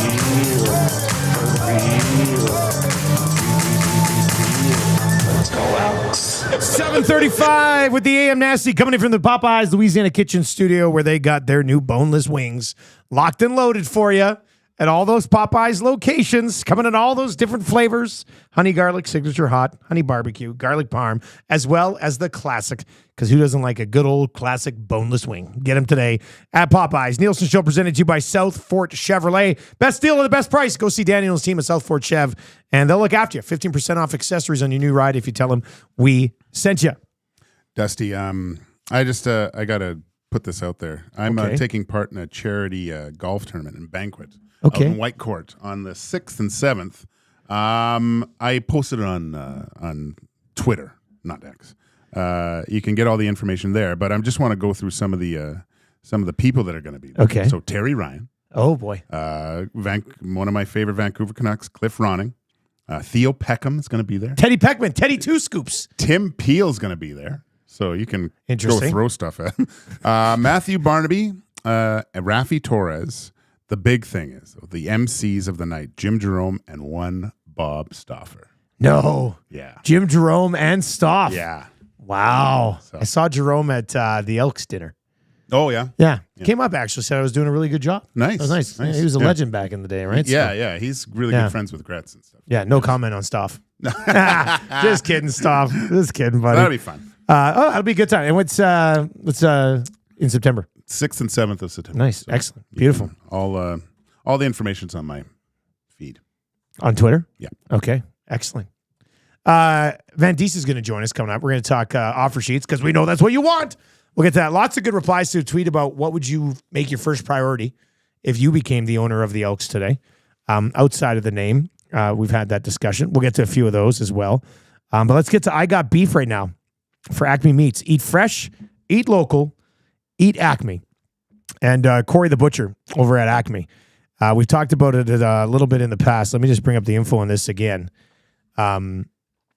He is going to the Olympics of WBC in France is what World's Butcher Championship. I think is it the World's Butchering Championship? Anyway, he's part of Team Canada, and they're doing a fundraiser September 25th from 6 to 9. It's going to be in the Barrel Room at Ritchie Market, home of Acme Meats.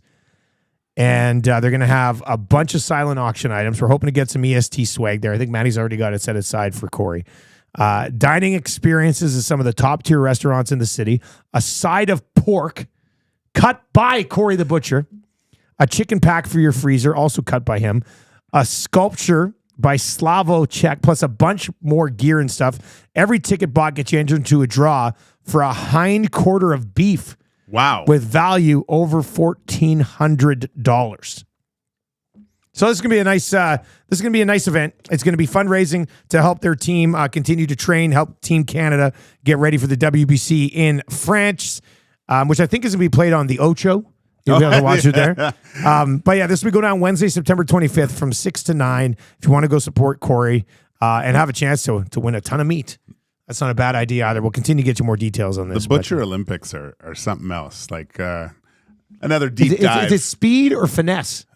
Or both? All of it. Oh, man. Because you look at the team, there's a number of people, right? And they get I'm not sure what, like maybe a side of a cow, right? So, and then they're judged on preparation, how it looks. So they're all different. They all do different things. Corey, I think, is more the strength, right? So he's carving the big pieces, and then they have like the finishers at the artists to make the certain amount of make sure the rim of fat around the pork chop. Like you said, Corey making a pork chop, like you'll see them in the stores, and there'll be like a thin layer of fat. Not with Corey's, like it's a big marbled one, just to give it some more flavor. Really? Oh yeah. And then I love a good pork chop. We don't have pork chops enough at our really, house. Yeah, I love pork chops too. Yeah, but if you go get them from Acme Meats and then throw them on the barbecue.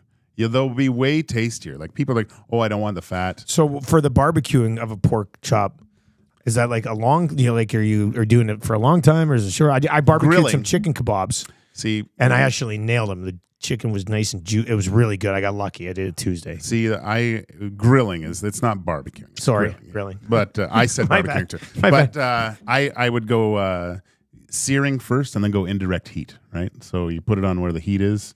And then put it on where it's not, and just kind of let it cook. So how long do you sear it for? Well, you get it super hot. So you get it super hot. Yeah, put the grill marks on it, right? Just Okay. make sure there's grill marks on it. And then you put it off like to the other side of the other barbecue. side where there's it's not direct heat. Really? Yeah. But how long do you have to leave it on there? See, you need a thermometer. Yeah, meat thermometer. Yeah, instant read. I meat use one thermometer. of my kids' thermometers. Jam it in there. Yeah. It's kind of inaccurate. It's It cool. tells to it, I go out and I check the meat, and then it tells me to take my kid to the hospital immediately. Or you get the laser one. Those are good too. Now that would be cool. Then I Yeah. could Well, pretend that's like I'm just the Tom outside, Cruise in though, Mission but- Impossible. yeah. The kids watched Tom Cruise at the end of the Olympics, and now they want to watch all the Mission Impossible movies. Oh, great movies. Yeah, they are good movies. I like them. It flies under the radar a bit. I mean, it doesn't, but it kind of does. So isn't the next one like it was a two-part? It was a two-parter, I think, the last one. The other one hasn't come out yet. Remember the right? scene in the last one, and he was flying in the suit and then came right through the train window at just the right time? What are the odds? That was insane. Anyway, I got beef. Trev, you got any beefs today? And if you don't have a beef, yeah, Trev doesn't have beef. He's very happy right now. 780-218-9999. 780-218-9999. If you watch over on YouTube, throw your beef into the nasty chat. Hammer the thumbs up for us as well. Are we changing 200 yet? What is this? Let's see. Let's get a look. Let's get an update. 17 away from changing 200. Be one of those people that push us over that limit. You got beef, Gager? Yeah, I got beef. I got beef with my son. Uh-oh. Because I went to the Italian market yesterday, obviously. 2 days in a row. got my sandwich and came home and put it in the fridge, right? I'm thinking, okay, I'll have it later. No way. Don't even. No, it was even worse than that, I think. So my son comes home from hard day's work, kicks off the steel toes. The HVAC biz. And he goes and looks in the fridge. He actually bought himself a whole chicken. He's like, Dad, I need to eat all this. I need the calories. Right? Like he's bulking right now. And he opened the fridge, put the chicken in, and he goes, and he gave me a big hug. And I'm like, what's going on? That's nice. But he goes, thanks for getting me that sandwich for my lunch tomorrow. No. I'm like, how do I touch this thing hilarious, now? hilarious move. You just got owned by your kid, man. And the worst thing is I go to every time I went to the fridge yesterday, I'm just looking at this sandwich and I can't touch it. So, but you're a good dad, Gager. Yeah. I mean, if you were actually a great dad, you would have bought 2 sandwiches and brought one home for him. That's probably my fault. Yeah. Mind you get 2 of those paninos for like. Yeah. I was thinking, well, maybe I just take the half. Yeah. But no. I had a meeting with Italian Center Shop yesterday, and because their deal had expired. And sadly, they're leaving. Oh, just kidding! They're staying around. They're staying around. Italian Center Shop with us forever. You're gonna live with me now. Yeah, I'm gonna take care of you. Cause I love you. I love you, John. Oh, I love you, John. Did I have you guys? Did I have you going? I did. I was like, what? I did. That's not what you said yesterday. What a weird thing. What a weird thing. Yeah. Yeah, no, it's awesome. They love what we're doing. God. And a lot of people will tell you we are the best bang for your buck in the city. So email us, business@edmontonsportstalk.com. All right, here's my beef. I've had this beef once before, and we got off this tangent of like the world and access and the axis of the world and spins. But this 24 hours in a day is not working for me. I need a 26-hour day. I need a 26-hour day. I don't know how to make it work. I don't know how you move the calendar around. But like I was here yesterday till like 3 o'clock-ish, 3:15-ish. Went home. Oh, I did crush a quick nap. Okay. Quick nap. It was like 45 minutes. Then I got up, played with my kids. Epic hockey game last night. That was fun. But then I had like 4.5, 5 hours of work last night because I had to get my stuff ready. I had to pack because I'm going to the airport. I had to get my boards ready for CFL. I was working on this big pitch that we've got for possible new client. I was like working on, it was midnight and I hadn't even got to the CFL stuff yet. I was just like, I went upstairs at like 11 o'clock to my wife. She's laying there watching her show on the couch. I'm like, hey, she goes, you done? You ready for bed? I said, hilarious. Hilarious that you would assume I'm ready for bed right now. Do you know how much stuff I still have to do downstairs? So I ended up going to bed like, or after 1 o'clock. And I just laid down. I was just like, man, like I need a couple more hours. Whoever set this 24-hour clock had to have been the laziest person of all time because there's just not enough. There's just not enough. So that's my beef again. I have beef with the 24-hour clock because it's killing me. Absolutely killing me. Like there's no time. I'm trying to find the name of this person, but what you need, Dusty, I'm fixing your problems. You need Kramer's intern from Crimerica Industries. Yes. You know what? That would help a lot. You can fix the bladder. I'm gonna go to next time we get a Nate student. Like we're gonna get another Nate student, like another Zach that can help with a lot of stuff. That I'm gonna sit down with the guys at Nate and like listen. I need an assistant. And what are they gonna do? Oh, they're gonna do various things. And they're going to do like a lot of stuff, but then they're also going to play with Marshall in the backyard and throw him footballs. You know, like lots of stuff. That type of stuff. That would be Marshall, good. We need to book a meeting. Yeah. Your father has booked a 4 o'clock playtime with you. Yeah. Speaking of Marshall, here's another beef I have. You can't just walk into a bank and get a bank account for a kid anymore. Oh, yeah. No. What a piss off. Like banks have taken a major hit. I used to walk into it. When I walked into my bank when I was a kid, and you know my main bank, I told you this yesterday. Yeah. My main bank account is the same bank account I signed up for when I was 12. It's I've never got a new account. Is it an age thing? What's that? Is it an age thing? Well, no, Tammy had called a bunch of times, Yeah. and I had to go to the bank yesterday and deposit a check. So when I was there, I was like, I'm just going to see if I can go home, pick up Marshall, and come into this bank and get him a bank account right now. And I said, yeah, I have a 9-year-old who bought a wallet this morning because he's very excited to open up a bank account and get a debit card. And the lady's like, oh, okay, let's see. I said, can I just go get him and come back and we can whip in and do this thing? And she goes, oh, I have to book an appointment. I said, okay, well, I'll book you in next Wednesday. I was like, what? Oh, fine. So yeah, next Wednesday, 4:00. I got it on a card, like the date, and I went home to Marshall and I said, Marshall, here you go. And I had to him, he goes, what? I go, what's this?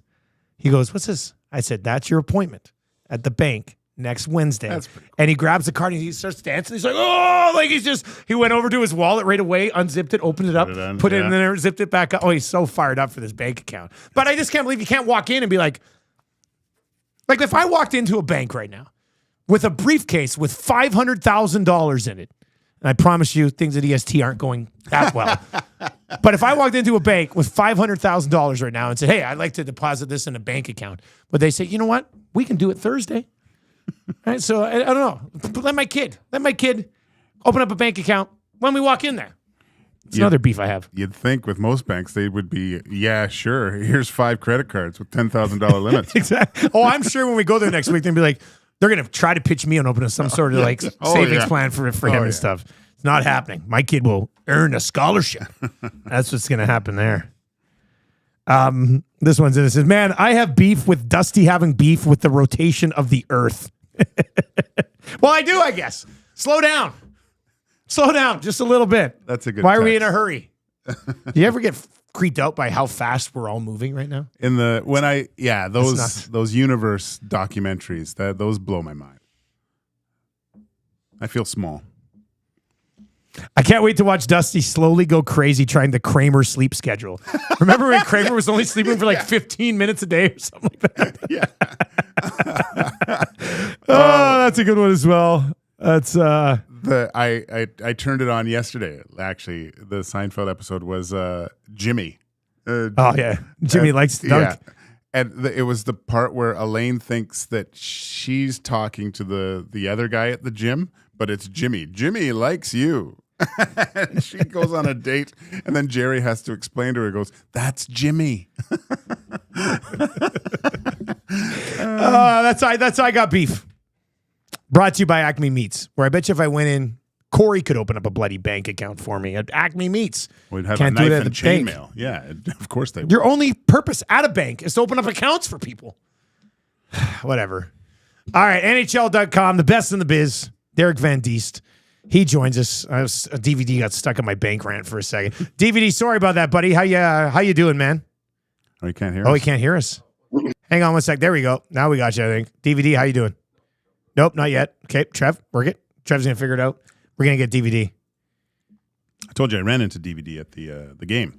Yeah, didn't you creep him out or something? Well, yeah, I passed him. He didn't recognize me, and he was washing his hands. And then as I walked by, I go, you better wash those a second time. A little dirty.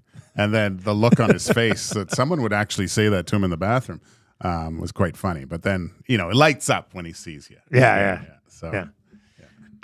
This one is in. It says, hey, guys, my beef was with the Bob Father. That would be Stoff. Referring to EST as a YouTube show yesterday on his show. Really? Ooh, that's a low blow, Stoff. That cuts. Yes, we are on YouTube, but we're also on TuneIn and iHeart, right on the same platform as you. That's a tough look. That's tough. Tough look for a guy that we admire outside of his horrible take on blaming Ken Holland on the. That was good. On this, we got him. DVD, what's up, buddy? Hey, how you doing? Sorry, I couldn't hear you earlier. We're good now. All right, beautiful. Could you hear my bank rant? No, I missed it. I was, That's okay. There was an audio issue or whatever. It might have been my iPods. I took them off. So I think everything's different.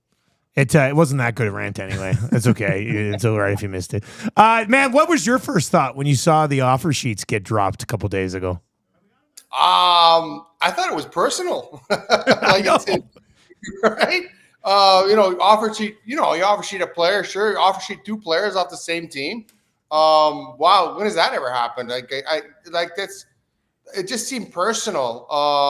They're obviously trying to handicap the Oilers here, and it was surprising. The Broberg one, not so much. Holloway, I think, a little bit more. Broberg one, He's a guy that's been in the system for a while. He's a guy they're trying to develop and get him going here. Holloway is this kind of a small sample size to throw that at Holloway when really, if you're the Blues, how much have you seen of him? You've seen him in the playoffs for a little bit. But Broberg kind of surprised me. It surprised me they went after both of these guys. So it's going to be interesting to see what happens here. But yeah, they put the Oilers in a tough spot right now with those two offer sheets. And you look, offer sheets, they're part of whatever the system. You're allowed to make an offer sheet, but you know how upsetting that is to other GMs when you try and steal players off their roster. When you do one, it's pretty upsetting. You remember Kevin Lowe back in the day? He was gonna have a fight in the barn over Dustin Penner. Remember that? But to have two, it's gonna be, those GM meetings are gonna be fun to see what happens with that with St. Louis and Edmonton. So we were talking with Andy Strickland, and he was mentioning how the relationship with Armstrong and Holland, of course, Chiarelli's with St. Louis, is it? And DVD, we look at these things, and there's always these vindictive ways to mess with teams, and it's part of the CBA, like you said, but they're looked at as kind of unfair moves by teams. You think there's something there with Holland and Chiarelli kind of sticking it to the Oilers, two guys that were both GMs before and moving on? Is there a little bit of a conspiracy theory there? Well, I think there might be something to it in a sense that there's no love lost between them, that this is an organization that let both of them go. Would Armstrong have done this had Holland been the GM? A lot of people say there's no way he would have done this if Ken Holland was still the GM of the Edmonton Oilers. So you got to wonder if they said, hey, you know what? This is part of the rules. This is the situation they're in. Let Stan Bowman deal with it. See how he deals with this. So I think there might be something there. Like I said, when I first saw it, I thought it was personal. I thought this is something that they probably would not have done to Ken Holland. They would have gone after both guys. I'm convinced they wouldn't have tried to strong arm him like that and to handicap him like that. So there might be something there. Peter Chiarelli says, hey, we get a chance to stick it to the Oilers. They're going to try and stick it to the Oilers. I think people see how strong this roster is, how good this team's going to be. And if you want to try and get him down a peg, maybe this is the way you do it. But I think there's something there. When you do something like this, there's always a personal agenda there. You're screwing over your colleague is what you're doing. And I think that's something that you have to think about before you do it is what kind of relationship do I have with this person? What kind of relationship do we have with this organization? And so, and for my end, I thought the Blues and the Oilers always had a pretty good relationship with each other. They've dealt with each other in the past. So it's going to be interesting to see now, how the Oilers deal with the Blues moving forward, because they're not going to be very happy with this at all. Well, DVD, how do you think the Oilers deal with this current situation moving forward? I mean, there has to be a KNLTR to make any of it even possible.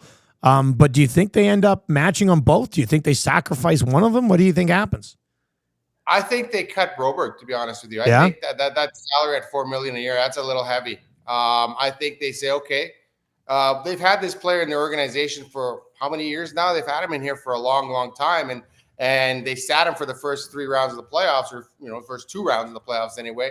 So this is a guy that they've been trying to get some traction on for a lot of years. They've had to come in here and they've had to make plan Bs because of him. So they know him well. Yes, he had a good stint in the playoffs, and they thought, okay, maybe he's turned the corner. But has he turned the corner where he's a $4 million defenseman? I don't think he has. And they said, okay, well, if you guys think he's worth $4 million, go ahead, pay him $4 million and see how it goes there. I think Holloway is more upside here. Holloway's a guy that you can eat that $2 million. He's a bit more of an upside. But yeah, if you're deciding between one or the other, I think you got to let Broberg go, and you got to try and find another defenseman somewhere, because I don't think he's worth $4 million. I know he was in the plans, but he's been in the plans before. Yeah. He was in the plans 3 years ago. He was in the plans last year at this beginning of the season. He's been in the plans before, and it just hasn't worked out. So I think the Oilers look at that and go, okay, you know what? He did have a good stretch of 8-9 games or whatever it was that he played last year in the playoffs, but is he worth that kind of money? I don't think he is. And you're looking at cap management there. You can't be paying him that kind of money. And so if you want to get back at the Blues, say, okay, we'll call your bluff. Here's your player. Take him. I hope he does well for you at $4 million. And then you got to qualify him in 2 years at that price range as well. So good luck to that. And we'll focus on Dylan Holloway and developing him and trying to bring on another defenseman somewhere. Dusty, you mentioned that a lot of this kind of hinges on Evander Kane going on LTIR with the surgery. What are you hearing? Is surgery for sure? It still seems like there's a window there that he's okay. Is it 100%, 90% that he's going to be going under the knife come the start of the regular season or over the next few weeks? Well, I'm not sure the percentage. I know that I think the player and the team kind of differed on opinions on this at the end of the season. I think, Kane wanted to try and let it heal naturally. I think this is a guy that he thought eventually he could manage it, and he was trying to manage it the best way he can. And I think the Oilers right now look at him and say, hey, get this fixed, get this done. We don't need you for the regular season. We need you for the playoffs. We need you to come in, be a playoff player. So let's get this done. Let's get this 100% healthy and move on forward. And I think, Kane is thinking, in my opinion, that he's like, no, I can manage this. I managed it last year. I managed it by not having to practice as much. I managed it by doing things. I can do that again. And so I think that's where the philosophical differences come. But if the Oilers look at Evander Kane and say, listen, we need you for the playoffs. We don't need you for the regular season. We're fine without you for the regular season. We're going to qualify for the playoffs without you. But if we're going to win the Stanley Cup, we need you to win the Stanley Cup. So maybe that's the way they're looking at it. It gives him some time. He goes on long-term LTIR, and then maybe that gives him some time to kind of figure out some moves here and frees up a little bit of money. But if he does that, goes out there, gets healthy, and then starts getting again, and if you get him back, let's say trade deadline day, then it's like getting a new player. So the Oilers don't have a lot of wiggle room with the cap. They don't have that first-round pick to dangle this year. So maybe that's what they do this season. But from what I understand, there was philosophical differences between the players' camp and the team. DVD, before we let you go, man, we do appreciate the time this morning. As a local guy and a guy who goes to football games, if you were becoming the owner of the organization today, what would be number one priority on your list, man? Number one priority on my list, I would probably get a new coaching staff. I really would. I know it's difficult with the cap and things like that, but I know a lot of people were talking about the name change and change this and change that and do season tickets. And you know what? Winning cures a lot of things. If you start winning, no one's going to care about that team's name. They're going to come and support that team. They're going to start coming out to those games again. I think the reason the team has not been successful in the stands or in the crowd is because it's not successful on the field. And I think he comes in here and he gets a good football person to run the football program, someone that's knowledgeable, someone's going to help him. And I think winning cures all here. He wants to get people back in the stands. You can do all these different types of promotions. You can say you're going to change the name. To me, the name doesn't matter. To me, you're moving forward, not back. Okay, like I know you're trying to satisfy some of these traditionalists that, oh, this name has to be this. No, let's move forward. You've done to the name change. We've done through that. We've moved past that roadblock. I love the logo. I love the name. Let's move on. Just get a competitive team on the field, and you're going to get people back at Commonwealth Stadium watching those football games again. As always, buddy, appreciate you popping by. Thanks a lot for the time.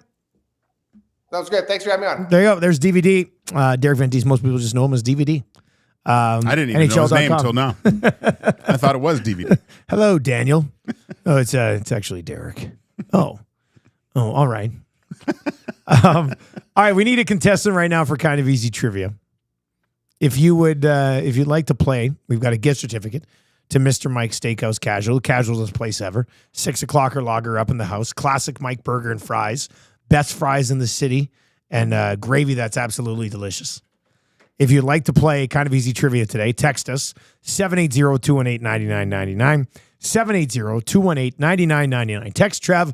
Let him know that you would like to play today. 780-218-9999. We'll give you a shot at glory and a gift certificate to Mr. Mike's Steakhouse Casual. Rob texts in right now and says, DVD is a great guest. He is a good guest. He's awesome. Yeah. He's a good guy, too. He's even better in person. That's when, every time when I see him in the wild, the smile, he's happy to see me. You know? Yeah. Like, it's great. It's great. He likes people. Yeah. What can we say? DVD likes people. How about this quickly before? This text came in from Lucas, and it's got a screen cap of something from Instagram that says, scientists predict that Earth's day could extend to 25 hours as the moon drifts away. Ask and you shall receive, boys. Now, this won't happen for a while. Scientists have found that 1.4 billion years ago, the Earth completed one rotation in just 18 hours. Oh, So it you would be is pissed. technically slowing down. So Yeah. like a billion years from now, Marshall Jr. It's going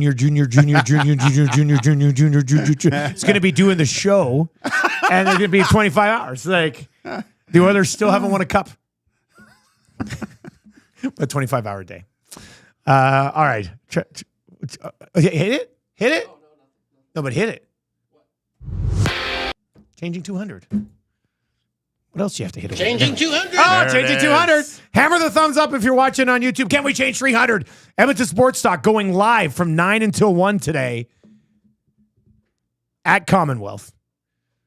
Setting you up for the big news, covering the big news, reacting to the big news. We've got a sports update coming down the pipe here for Claiborne Services. If you're looking for work, Claiborne Services, they're hiring. If you want to make a bunch of money really quick, Claiborne Services, they can help you. They can help you get it done. You want to switch careers, start something new, and do it for the rest of your life? Claiborne Services can help you with that as well. They can also help you with hot takes, and we're bringing some hot takes your way here in about 40 minutes as well. Take it away, Trev.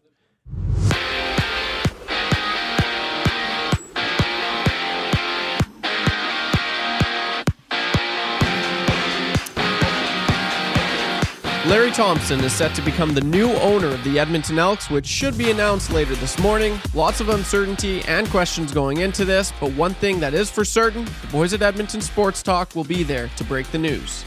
Kickoff for CFL Week 11 starts tonight as the 5-2-1 Ottawa Red Blacks are set to take on the 4-5 Calgary Stampeders in McMahon Stadium.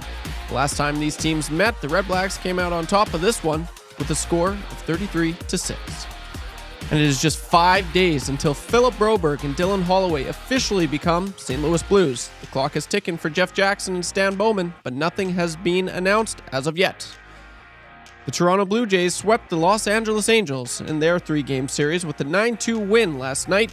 The Blue Jays will continue their road trip and won't play again until tomorrow against the Chicago Cubs.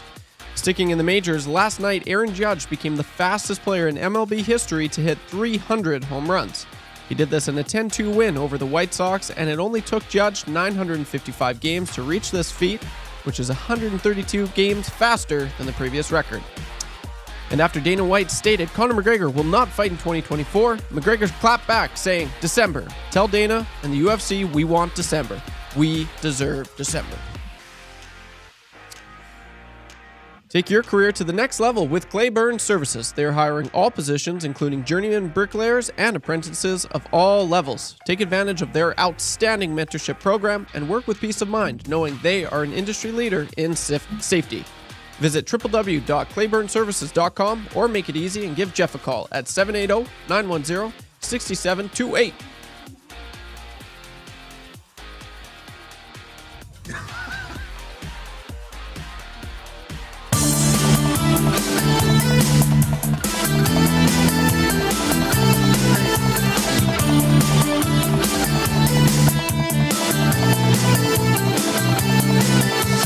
Everly and Taylor Hall, he came in and moved them all. 1-for-1, the deal's done. Bobby Mack let us know. Ryan Strome lost it twice. Drake from Manning was not nice. 2 good picks, they went for Griff. Pete just had to go.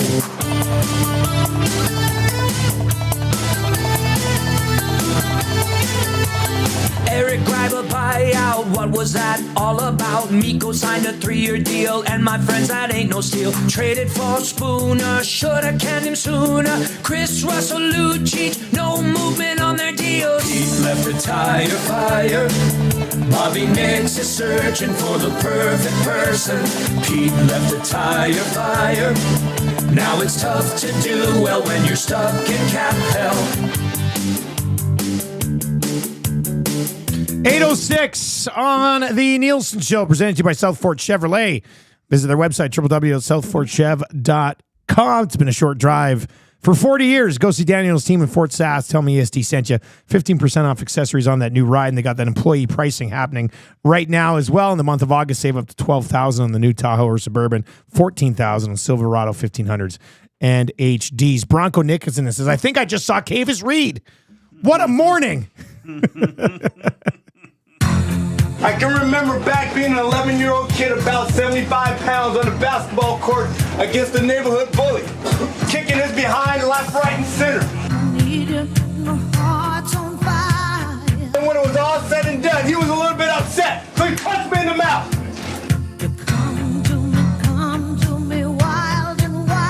My uncles were over on the side observing, talking amongst themselves, adult things. When he punched me in the mouth, I decided I'm running to my uncle. You know what he did? He pushed me back to him. I went back, he punched me in my mouth again. I ran to my uncle, looking for protection.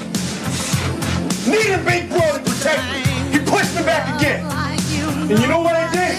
I faced him in the eye. And I said, my uncle's not going to help me. So I punched him in the face.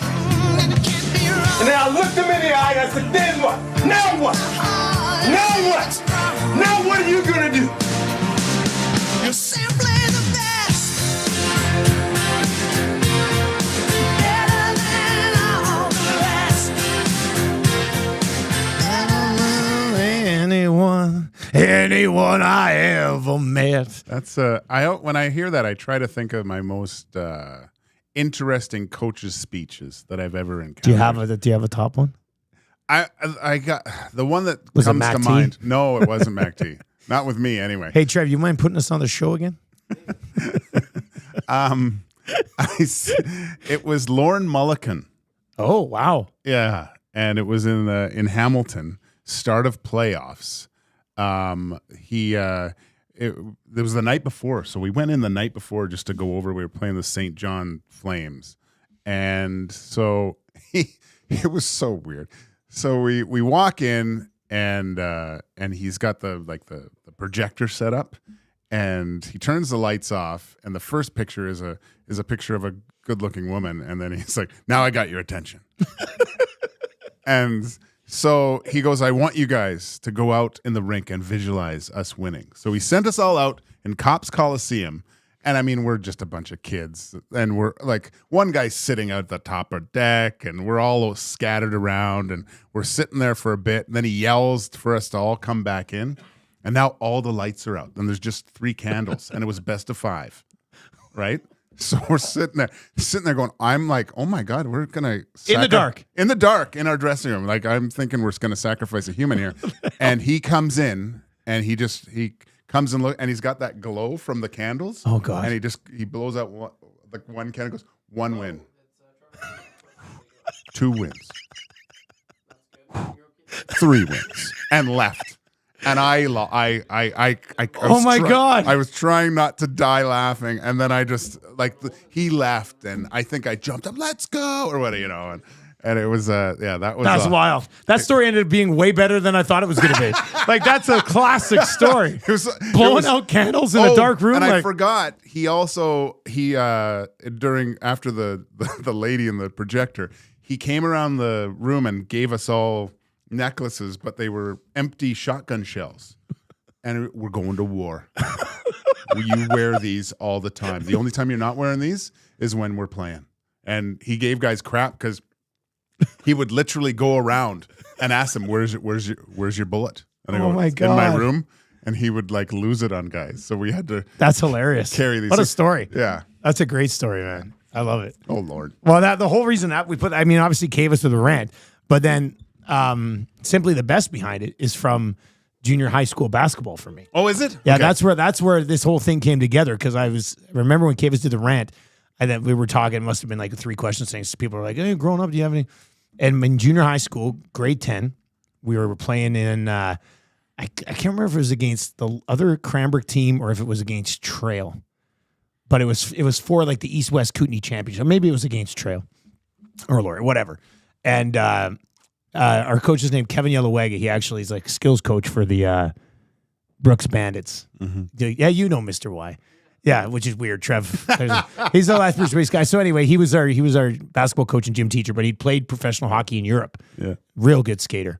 And he didn't know about coaching basketball at all. Like my dad had to help him learn plays and stuff. Yeah. So he walks in with this like boom box and sets it down and looks at us. He goes, "This is the song that we listened to before we went out and won the European Champions Hockey League." Okay.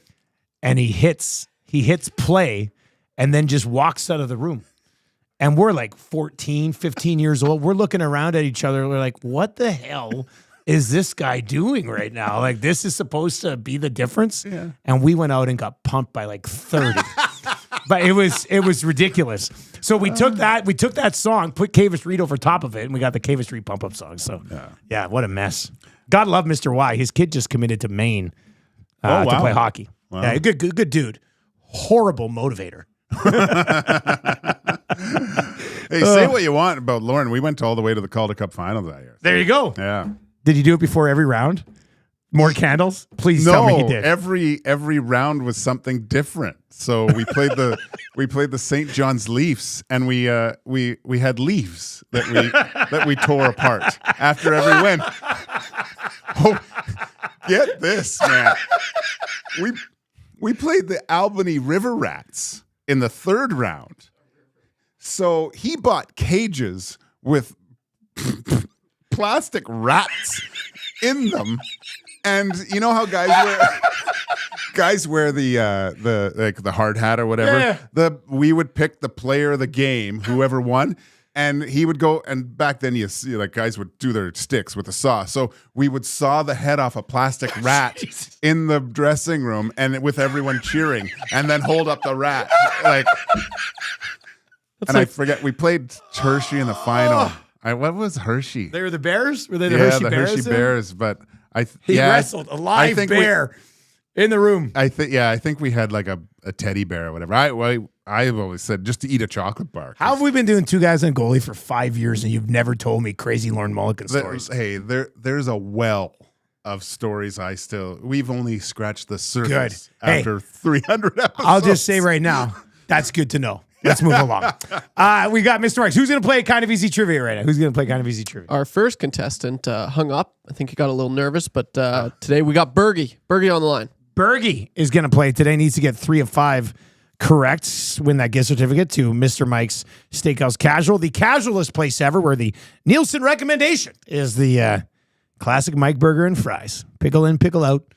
Absolutely delicious. I haven't had one. I tried to push for Mr. Mike's last night. Oh, did you? Yeah, I got home and I was like, "Hey, what's for dinner?" And Tam was like, "Oh, I'm not too sure yet." I was like, really interesting. And then I had a quick snooze and woke up and she was making hamburger helper. So I'm not going to complain. No, that's good. But it was a homemade hamburger helper. It wasn't like from the box hamburger helper. And I'll be honest here. I was a little skeptical at first because I love the box hamburger helper, but she nailed it. It was delicious. Real nice hamburger helper. All right, let's go to Bergie. Bergie's going to play today. He needs to get 3 of 5 correct. Bergie, you ready to go? Ready to roll, boys. All right, here we go. I'll start the ticker after read the first question. Good luck, man. Who is now the captain of the Toronto Maple Leafs? Matthews. True or false? Auston Matthews is Canadian.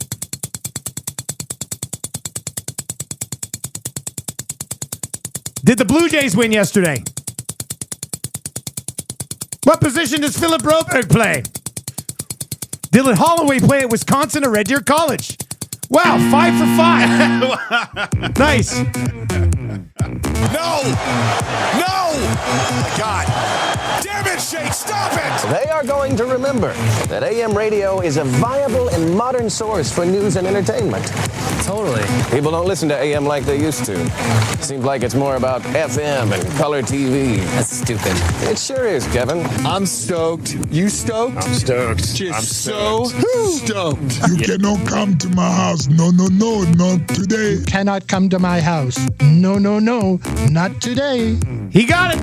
Bergie. I would assume he got it. So we gave it to him. Yeah. Trev, you telling me one. We got him down for a 5 for 5. Yeah. Congratulations on all your success. We could have done the old, we could hear him, but nobody could hear him. I could have easily done that. But didn't want that. We're honest. We're honest guys. Ice cold, no mistakes. Yeah, there it is. Yeah. God, you're making me think of Lord Mulligan. God, he was that character.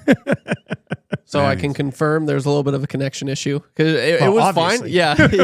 Thanks, Trev. Well, I didn't know if it was, I guess, on his end because I didn't know if it was the Bluetooth. That's what I was referring to. But all of a sudden you could hear him and then you couldn't hear him. But he said, I got 4 for 5. So he was very honest. Oh, wow. Honest, nasty. What a guy. Yeah. So that's good. What did he get wrong? Yeah, I'm curious. The last question.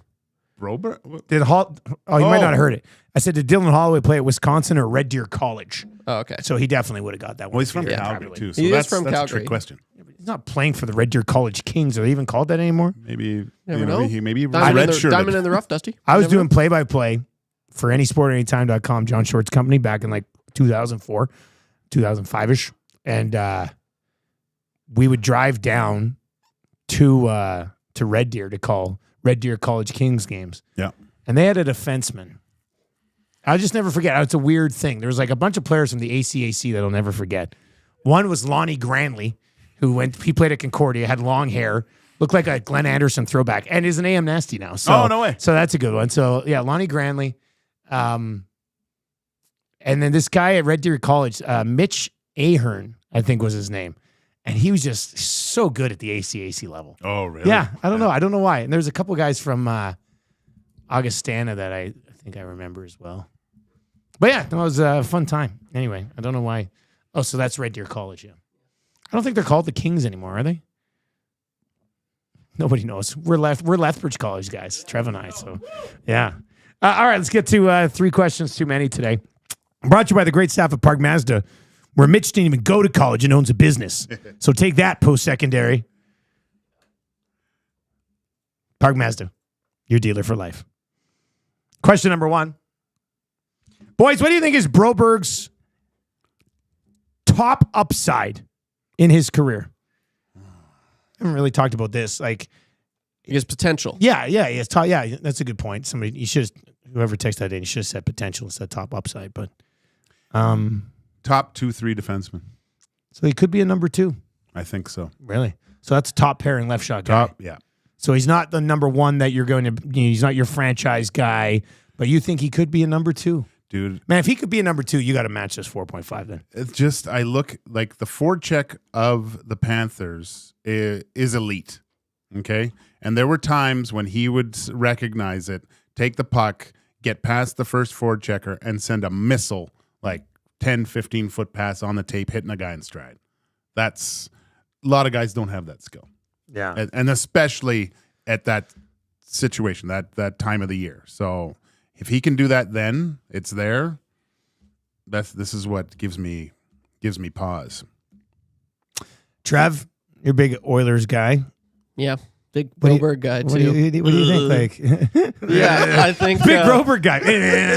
I wish the camera would have been on you there. That was classic. Yeah, you think he's got top 2 upside? I think so. Yeah, like everywhere he's been, from the Swedish Elite League, from down in Bako, he was kind of the guy, and he's always been the guy. He was always the power play quarterback. Which is what Andy Strickland said the Blues want to use him as. Yeah. And I always have said this in the last video that I uploaded on my channel. You can go check it out, Above Average. But You have a YouTube channel? Yeah, I do. And I always go back to his highlights in the Hlinka Gretzky Cup, and you just watch this guy in 2018, and he just shot up the ranks, and you'll be like, if you go to the video, just look up Broberg 2018 Hlinka Gretzky, you're gonna be like, never heard of it. Oh my gosh, yeah, you have, Dusty. I'm just joking. But yeah, he was like, if you go and watch what he was doing, you'd be like, oh my gosh, this is Philip Broberg. And so, like, it's insane. Like, he's has end-to-end goals. It was just incredible what he was able to do. Not saying that could happen in the NHL, but there's glimpses of it, and he has the skill. And you look at what he was able to do in the AHL last year. If you look at his points and his projections, he was actually clipping at a higher rate than Evan Bouchard was, which is, there's that too. So I think he could be a number 2 guy, maybe like on a lesser team, in a few years. For sure, he could be the number 1 guy for the St. Louis Blues if he does end up going there. But sky's the limit, this guy. He's got all the skills, and that's why I was just so looking forward to, you hear Matthias Ekholm, he's like, oh, I'm really looking forward to Like, and even Clefbaum and Larson, the Swedish boys, they were always like the skills there. And we want to guide this guy. And so it's tough. You're going to be heartbroken if he leaves. Yeah. He's a top 2 guy, I think. And I think on the downside of things, he's like a, no less than a top 4 guy. 4. Yeah. He's a second pairing guy, no matter what. Well, they got to match that then. Match that. Let Holloway go if you have to, I guess. Oh, that's interesting. Somebody was in the Nasty Chat earlier over on YouTube. I didn't get to it at the time because I think the Nasty Chat turned into a big Elks name debate for a bit. Online, am I right? This is anyway. Somebody said if you guys would watch every single American Hockey League game like I did, this is what this guy said. I did last year. He goes, you would know that Broberg is a stud. Yeah. So. Once he gets that type of confidence at the NHL level, and we saw a glimpse of it. Yeah. Oh, man. Question number 2, guys. How high on the list of priorities would a long-term contract be for Trey Ford if you were taking over? You already said this earlier. Yeah. You put it right at the top. I do. Yeah. Marketability. I said this, was I with Eric, I think, when I said the Oilers and the Elks, I want McDavid and Trey Ford on a billboard. That's what I want. I know it won't happen, but I think he's plastered everywhere. You heard the ovation when he. They love him. The fans love him because he's so fun to watch. The chant. I never heard the chants put in Trey or whatever. We want Trey. We want Trey. That was reverberating through Commonwealth just a few weeks ago. I mean the ovens were shaking with that. I think that you got it.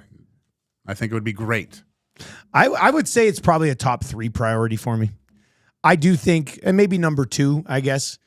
And if you're like, what's going on with the Elks ownership stuff? Edmonton Sports Talk will be live from Commonwealth today from 9 until 1 with pre-announcement, the actual announcement, and post-announcement coverage.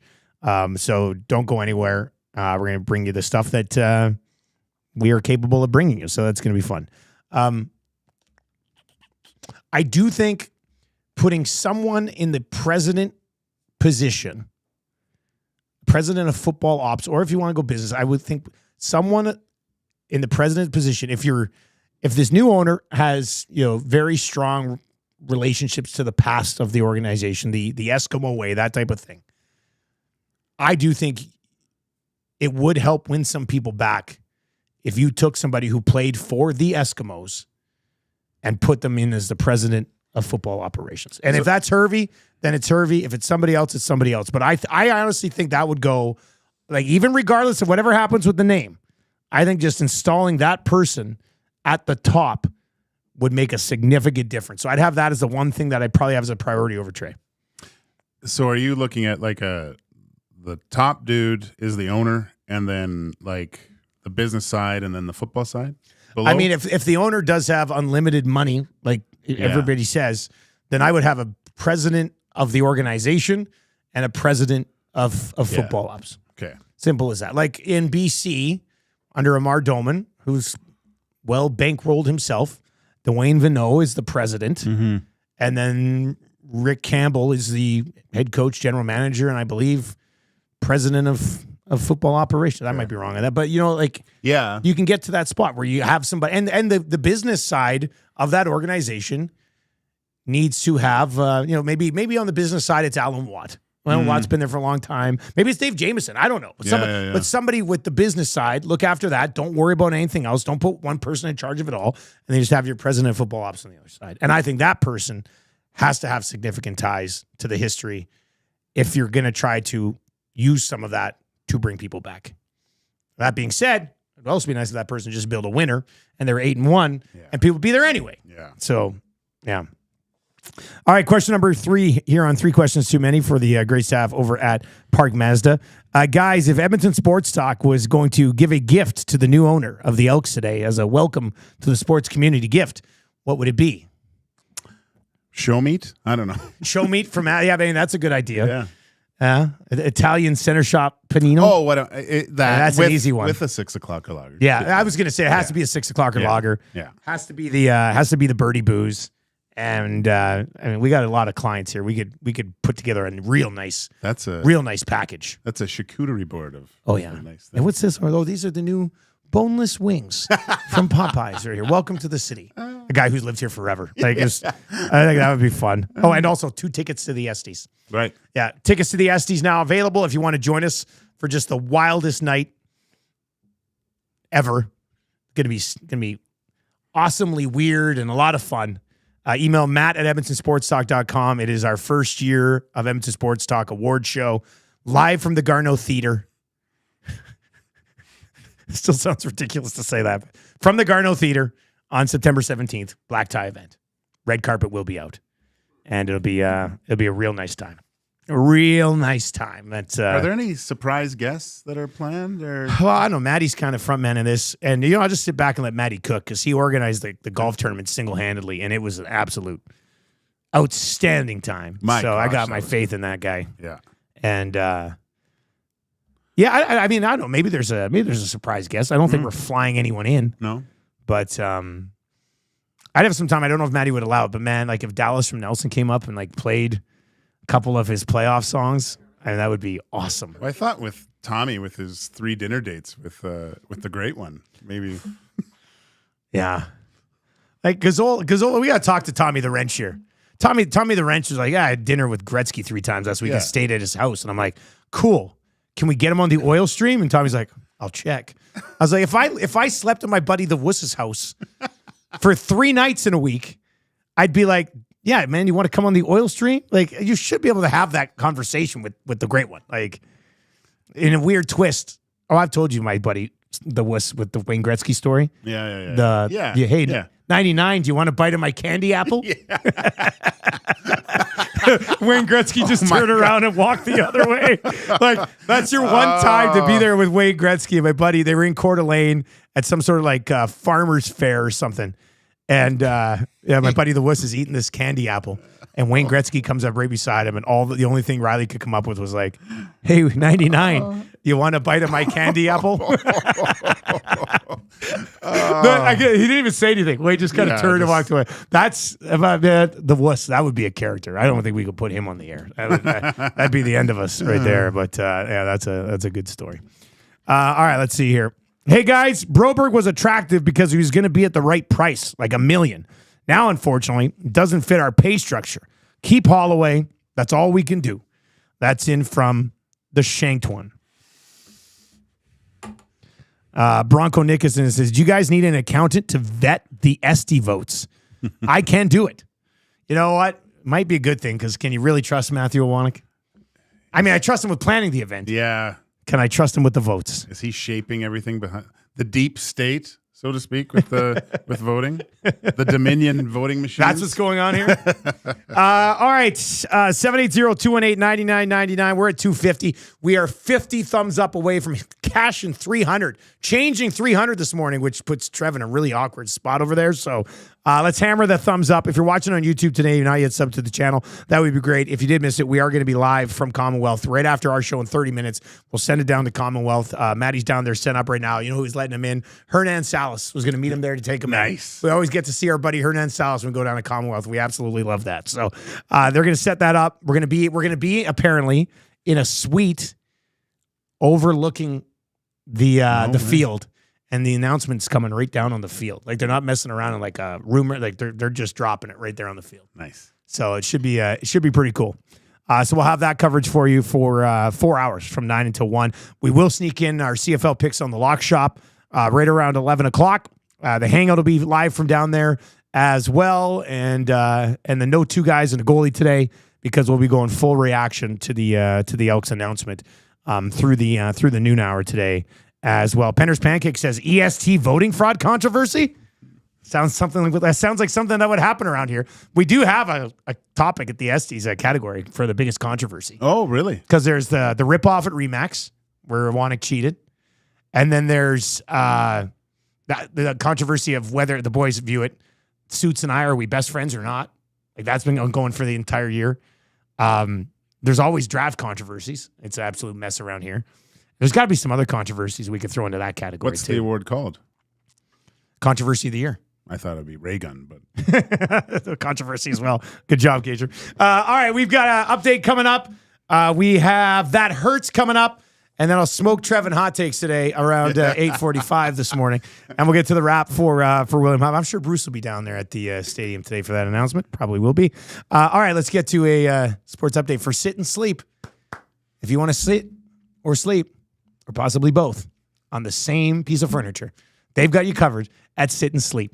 Now open, South Edmonton Common. Trev's got more on that.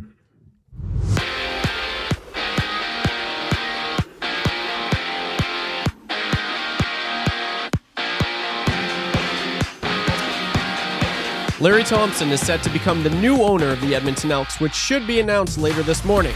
Lots of uncertainty and questions going into this, but one thing that is for certain, boys at Edmonton Sports Talk will be there to break the news. Kickoff for CFL Week 11 starts tonight as the 5-2-1 Ottawa Redblacks are set to take on the 4-5 Calgary Stampeders in McMahon Stadium. The last time these teams met, the Redblacks came out on top of this one with a score of 33-6.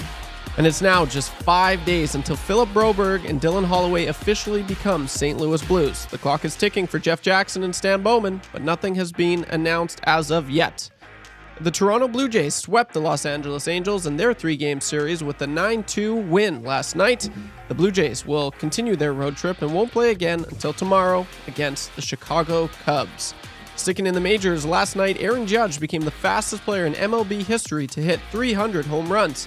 He did this in a 10-2 win over the White Sox, and it only took Judge 955 games to reach this feat, which is 132 games faster than the previous record. And after Dana White stated Conor McGregor will not fight in 2024, McGregor clapped back saying, "December. Tell Dana and the UFC we want December. We deserve December." The wait is over. Sit and Sleep is now open. Celebrate with 20,000 square feet of savings on the trendiest furniture, home decor, and mattresses. Apply for your Sit and Sleep card today to make no payment for 18 months interest-free and to be entered to win your purchase up to $5,000 on furniture and home decor. You can find them next to Planet Fitness in South Edmonton Common. Yeah, not bad.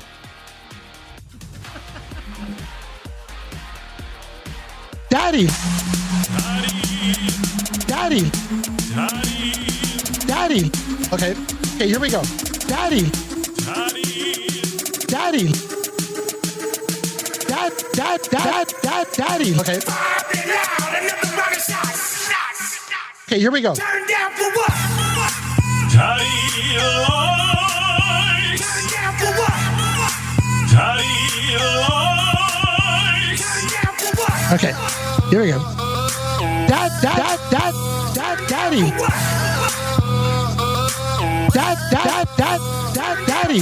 Okay.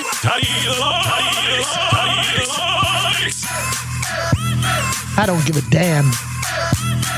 Daddy likes. Daddy.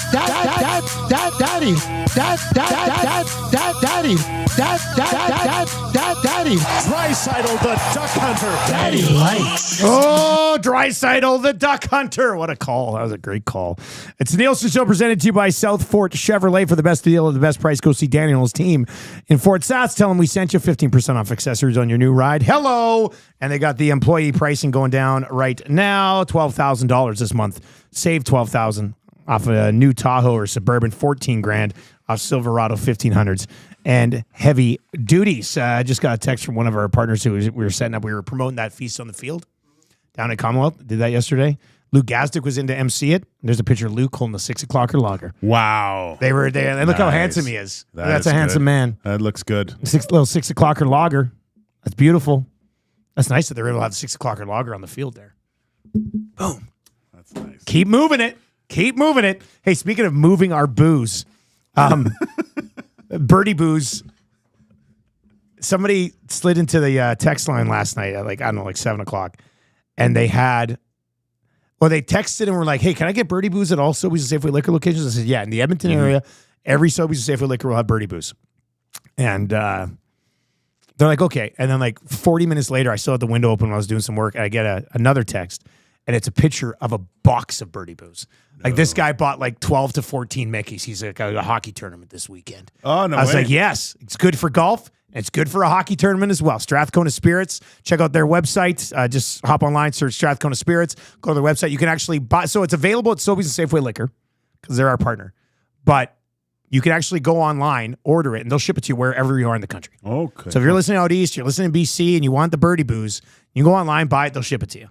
I also, actually, heads up for you and Zach, who are going to be around the office today. Schmitty from Strathcona Spirits is coming by. He's going to pick up Smash for some photo opportunities.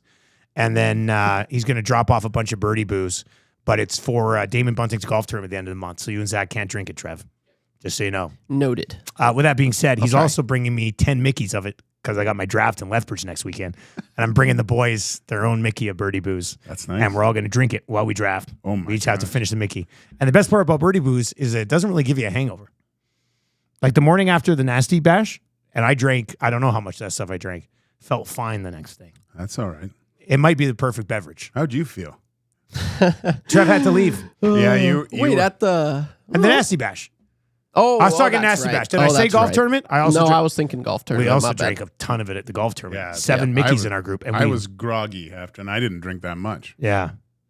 The tourney, I was feeling pretty. I Yeah, of felt course better. you were. You were Tournament so was good. blissful outside there by himself. Could the tournament be Did I tell you event this? of the year at the Estes? Did I tell you when I left the tournament? I don't think so. You know the cookout area there? Yeah, around the corner there, Right, yeah. You go out that way to the parking lot. So you know how big that is, right? And there's Yeah. that one little seat in the corner. Like Yep. it's a- I know so exactly no what you're one's talking out there. I'm leaving, and I look over, and he's sitting in the corner, and just me, big smile on his face, and eating a steak With his and- hands, with like- yeah, Yeah, and yeah. it's like Gager. And I was just like, oh my God, see you later, Trev. yeah, you're Oh like, my good God, look at this guy. Who the hell are you all of a sudden? Yeah, I was just thanking everyone for coming out on, that's their, nice. on their way out. Yeah. Yeah, that's nice. And You yeah, looked just so blissful. Just It was well, like that's Found good. yourself in a good spot there. That's good then. Yeah. That was after your drive around with Lieutenant Eric, right? Yeah. Okay. All right. All right. Makes sense now. It's all coming together. All right, let's get to That Hurts. Then we'll get to Scalding Hot Takes. That Hurts brought to you by the personal injury lawyers over at SBLLP. Albertans suffer from personal injuries and accidents every single day. Many of you too overwhelmed, too scared to get it taken care of when you could be leaving thousands of dollars on the table. So just leave it in the hands of those who can look after you. The experts at SBLLP, they've got the experience to gather the evidence, advance your claim to ensure you get fair compensation. And the best part is you don't need to be intimidated by the process.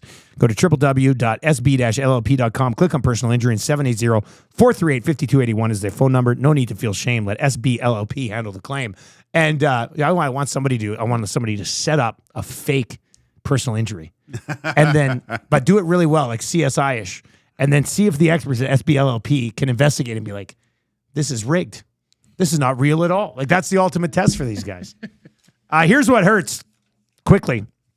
J.J. McCarthy, first-round pick, quarterback, Minnesota Vikings.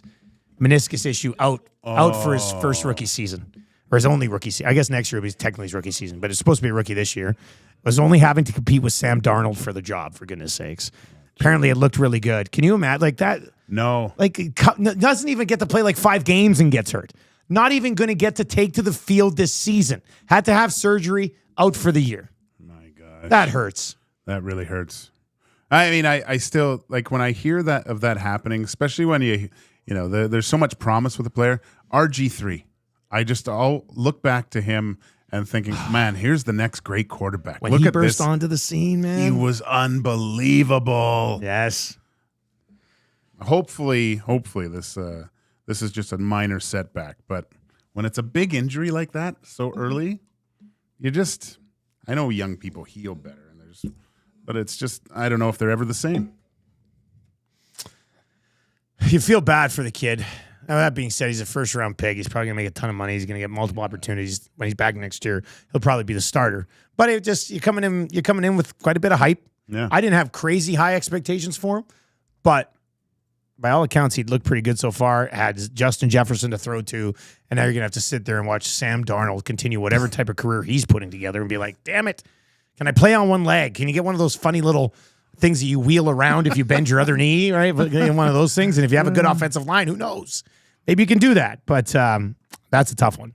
That's a tough one right there. That certainly hurts. It looks like this hurts as well because, Trev, you've been mentioning about UFC the last couple of days for Zacticum. Zacticum's a huge MMA guy. What does he do? He does jujitsu? Is that what Zacticum does? It's weird that Zacticum probably would win a fight around the office. That's Trev shakes his head. Well, against you guys, maybe not, but me. Oh yeah, he destroyed me. Anyway, Zacticum says this kind of hurts Zacticum. I guess he says, and then Dana White announced the worst card in UFC history, and it's coming to Edmonton. Hey, congratulations, Edmonton! You're getting a UFC. Also, here's the worst card ever. So if Zacticum says it's a bad card, apparently it's a bad card. Does Zacticum have like the full Greco-Roman wrestling gi with the headgear? I think he should wear that for a day. I think he does. Yeah, he must. He must. I mean, are you committed to That'd it be or awesome. Come in one day. What's that show with Will Ferrell where he's in the backyard? Oh, it's the Ladies' Man. He's the Ladies. Yes, that's right. He's in the backyard with all his buddies. With all his buddies. Man, the Ladies' Man. What a show. Solid. What a show. Solid I show. thought I was the only one that liked the Ladies' Man. Oh, I love the Ladies' Man is like that SNL movie that was made that just flew under the radar. Yeah. Me and the boys used to do ooh, it's the lady. But yeah, I totally forgot about Farrell being like the ringleader of that other group of man.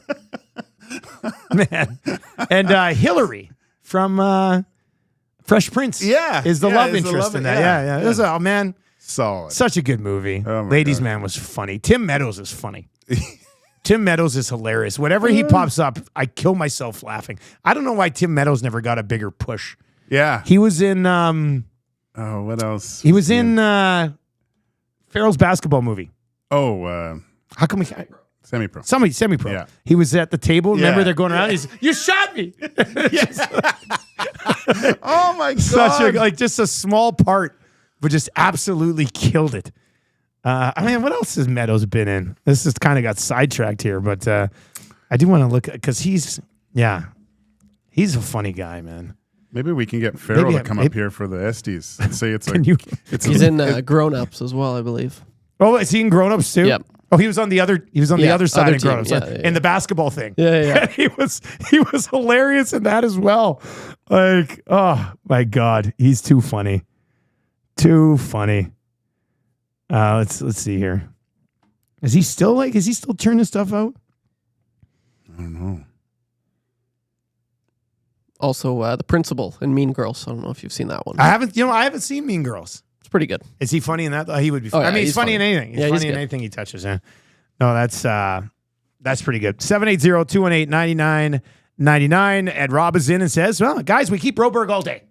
People are loving this Broberg stuff right now. We keep Broberg all day. He showed calm under fire in the playoffs. He will now get better, and you don't give up on a potential top 2 D-man. We got lucky with the Draisaitl contract. Now we have to pay the Broberg contract, and he should play up to it eventually. So that seems like the consensus. People want Broberg. So does Bowman go? Who has the most upside? Is that what it comes down to? And pick and just keep one? And to me, well, if they pick the wrong guy, it's going to be a bad look for a long time. You got to evaluate talent. Now, if Ken Holland would have just taken care of this before he left, then nobody would have an issue with it. I'll talk with Stoff at this golf thing. Yes, that's right. He'll give you the deets. You know that. Oh, he will. All right, let's see. Scalding hot takes. Shall we get to it? Let's get to some scalding hot takes. I got the scalding hot takes bed here. Yes. Before we start, I got to go over the last few scalding hot takes. Okay. Because I've kept records. Okay. Oh, wow. When did this start? June 27th. Whoa. Was when this started. Okay. So, and that was almost 2 months. U2 Treb's biggest performance. Eric threw in the towel after 2 takes. I wasn't here that day? Yeah, you weren't here. What? Yeah, so I Ever do that did he before, actually Dusty? throw in the towel? You just gave me it. Threw in the towel. And I have here What a moment. destruction beside U2 Treb's name. Holy smokes, So- Trev. Proud of you, bud. That could be an award, like best takes too. That was phenomenal. Can you imagine you two, Trev, winning the best hot takes of the year? It was. It's a thing. It's a thing in the Estes. That's rigged. I don't deserve It's it. what we hope Broberg's not, a flash in the pan. July 4th, Eric came back with the win. Very close match. July 18th, Eric again. But then August 8th, YTT. That's just came Zach back. took him. He's texting us. Do you want anything from Tim's? That's nice, Zach. That's right. this. I'm doing something, Zach. Don't. That was don't text me. August 8th. Yeah. So So I haven't won in 2 months. I guess I haven't been you playing haven't a been lot. playing. I haven't been Yeah, playing so a lot. this is the first time you're going in the books, Dusty. Okay. So, Oh, wow. Yeah. All right. So in-season tournament, August 15th. Have I not done hot takes since June? I think I did them one time. Maybe well, not. I guess. Well, it was the last time you did it was when you got the take pick or the Oh, yeah. That's right. I won the take swap. or the take swap. That's Yeah, right. yeah, yeah. And I'm saving that. I can cash that whenever I want. Yep. All right. Money in the bank. Scalding hot takes. Gage, you're missing something. Oh, all rise, eh? Doesn't look like. Oh. Scalding Hot Takes is brought to you by There Claiborne he is. Services. Take There your he is. career to the next level with Claiborne Services. They're hiring all positions, including journeyman bricklayers and apprentices of all levels. Take advantage of their outstanding mentorship program and work with peace of mind knowing that they're an industry leader in safety, which is very important because it's not worth it if you're coming home hurt. Then you got to talk to the personal injury lawyers at SBLP, and it's a real mess. Visit www.claiborneservices.com or just make it easy. Jeff, who helps call some of the shots over there, he's an AM Nasty. He's one of you. You can just text Jeff, 780-910-6728. And just be like, hey, man, what's up? What are you hiring for right now? You can definitely do that. Give Jeff a call or you can text him at 780-910-6728. You might just want to text him just because, even if you're not looking for work. He's a nice guy. All right, Scalding Hot Takes. So I guess you go first because you're the champion of the pot holder that's in your chest right now, which I can't wait to hold after that. And then I'll go second. And Gager, you ready to go? Scalding Hot. Man, I'm fired up to get going. Okay, that actually scared me. That was loud. Jeepers. Scalding Hot Takes. Claiborne Services. Here we go. Time now for Scalding Hot Takes. Ken Holland couldn't reach Broberg and Holloway's agents because he doesn't know how to use a phone book. Careful, that takes hot. John Tavares probably wishes he slept in his underwear as a child. Hot take alert. Scott Stevens played way longer than Gretzky. Apparently that means he's the GOAT. That's a hot take. After hearing his updates, I'm surprised that Trev could actually read the phone book. The hottest of takes. MVT, more like LOL. Wow, scalding hot take. The Elks are holding their press conference on the field today. I expect them to lose by 10. Careful, that takes hot. Evander Kane, more like Evander needs a cane. Hot take alert. It's nice to see Auston Matthews getting the C. Now maybe Bieber can get off his D. The hottest of takes. Ray gun, more like Nerf gun. Wow, scalding hot take. Maybe Stan Bowman told Jeff Jackson about the Holloway and Broberg situations and just figured he'd look after it. Careful, that takes hot. All right, scalding hot takes for Claiborne Services.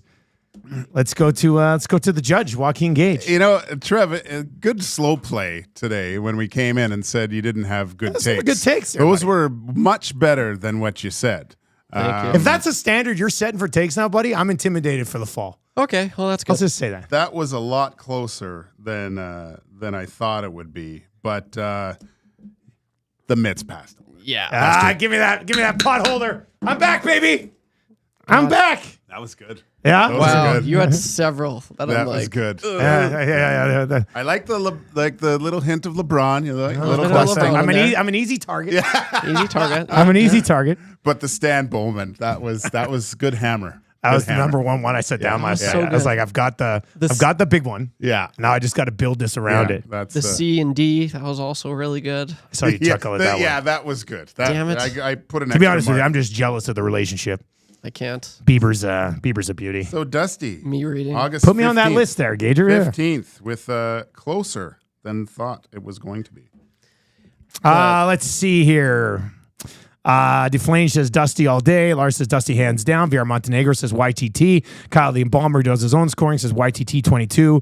Dusty 19. Spency 5 cents. He says Dusty with YTT might not be able to read the phone book take. That was awesome. Sorry, buddy. I had to. I think your updates have been good, but I had to do something with the phone book. so good. If I didn't do something with the phone book after the last couple days, I mean, Yeah. what are we even doing here? Yeah. Well, and you did a phone book one too. Yeah. Which is nice. So Dusty, a tie. Dusty, it was close, Dusty, but well done by both. Yeah, man. If you're worried about those, I was That was closer like than that. I Yeah. thought. I was nervous there for a You second. were one away from going to OT. I am I'll going take to implement a new rule in Hot Takes. What? You need to prepare 6 takes from now on. And we go to overtime for because with my scoring system, Okay. sometimes we come down to a tie, and you're going to have to go. So I like be that. ready. I like be that. ready. So yeah, what type of take are you saving for overtime? Like, are you saving a really good one to secure the win, or you? And we would never go to double overtime, right? You would just take I have to make the decision. And if let's say 2 guys are tied, the third guy doesn't get a bonus take either. It's just the 2 people who are tied. No, we could go to all 3. And then the There third could be a person could three-way. swoop in, and if it's a hot enough take, jump over the other 2 people who were tied at the top of the takes. Yeah. It's all in. Yeah. Things are getting interesting. We're not even to year 2 yet. You imagine what Scalding Hot Takes will be in 10 years? I might be a real judge by then. We'll be at Commonwealth. You might be a real judge by then. Hey, you already got the hair. I know. Yeah, that's good. I want Macramala to roll into court like that with that thing on. And just He's gotta pretend have like, it. yes. He's got a full Amadeus with the whole garb, though. Yeah, yeah. Robson says Elks lose by 10. That was great. I don't want to take the shots at the Elks because we got a good relationship with them, but that was too good not to. And that was an easy one. Yeah. And they did win their last home game. So it was a little bit of a cheap shot, but at the same time, I think even the Elks would be like, that's kind of funny. All right, let's get into the wrap for William Huff. If you want your place to look as good as ours and probably whatever they're setting up down at Commonwealth today for this announcement, I know William Huff will have their fingers all over that as well. Visit their website, www.williamhuff.com. We'll see Bruce and the Dream Team over there. I want to see I want William Huff to get to a place where people in the city are just like nasties are just going there and being like, I have one wall in my basement that I'd like to get wrapped in this hilarious drawing I've made. And they'll do that for you. Yeah. I think they would. I don't know why they wouldn't. Well, why? I mean, if for the rabid Oilers fan, if things go the way that they hope they do, why wouldn't you get like a Oilers wrapped 2024-25 Stanley Cup in your man cave? You should do that right now. Yeah. Like it's like the tattoo guy who gets Right. the tattoo and is like, look at me. Yeah. And then like most of the time it doesn't work. You're like, damn it, what have I done? Oh, Trev, the brothers Grimsby with the tattoo on his chest, the World Cup. If you know, I'm gonna you have know. to watch this movie. Man. Like, We're dishing out so many references. the brothers Grimsby. Grimsby. Brothers of Grimsby. And and who is it? It's Sacha Baron Cohen. And who's the other guy? That's got to be tough to ride shotgun with. Sacha Baron Cohen. No, the guy that's with him. He's the He's bad brilliant. guy in Sherlock Holmes, the first one. Good actor. I forget his name. Creepy Face. Is he in Fringe? No, I don't think so. Because the bad guy in the second one is the bad guy from Yeah, Fringe. not Not him, that guy? Not him. What's his name? Nah, it doesn't really matter too much. You look it up. I'm gonna get sound of the day. Mark Strong. Mark Strong. Doesn't help me. I don't know who Mark Strong Here, is. this guy. Let me see. Oh yeah, I kind of recognize him now. He looks like he could have. Okay, he looks like he could have been somehow involved in Ted Lasso. You know, like as a player or something. All right, let's get to your sound of the day today. Big news coming down at Commonwealth this morning. We're going to be live from 9 to 1 down at Commonwealth for the ownership announcement. Yeah, let's go back to that Jarius Jackson song today. Hey, with the Elks having big news today, why not a little Jonty and Victoria, a Teef Jarius Jackson remix. Jarius Jackson, and you are now the new interim head coach of the Edmonton Elks. They have a great receiving core, but now you gotta get the defense to stop a few plays here and there, so you can win a damn football game. For real.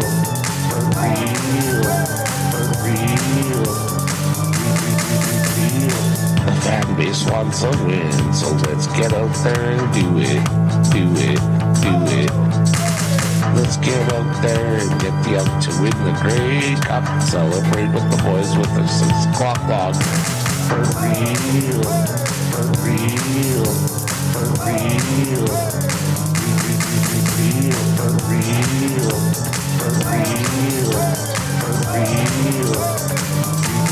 Let's go, Elks. right, 8:55. That's your sound of the day. We'll get to your text of the day in just a second. Trev, what did you learn today?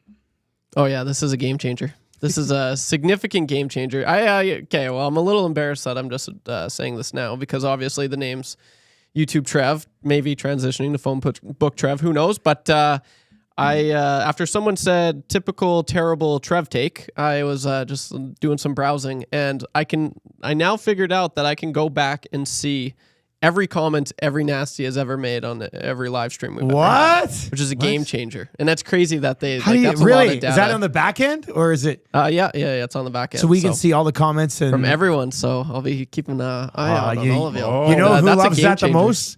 YouTube Trev. Yeah, I love phone that. book Trev. Mind you, it's kind of a merge of both. A little bit. Yeah, It's a big list of things for you to look at there. Yeah. So I like that a lot. So I just had to say Your something. alter I ego. learned. Yeah, absolutely. I learned something crazy. That's huge. Guys, that's huge. It's huge for us. I love it. Hey, what are we at? Are we almost changing 300 here? Let's see. Where are we at right now? Are we close? Are we within striking distance? We're 19 away. If you're watching on YouTube right now and you haven't hammered the thumbs up, I think we might be able to get there in the next 3 minutes. I've figured out something to do this. It's still on. I looked over at it.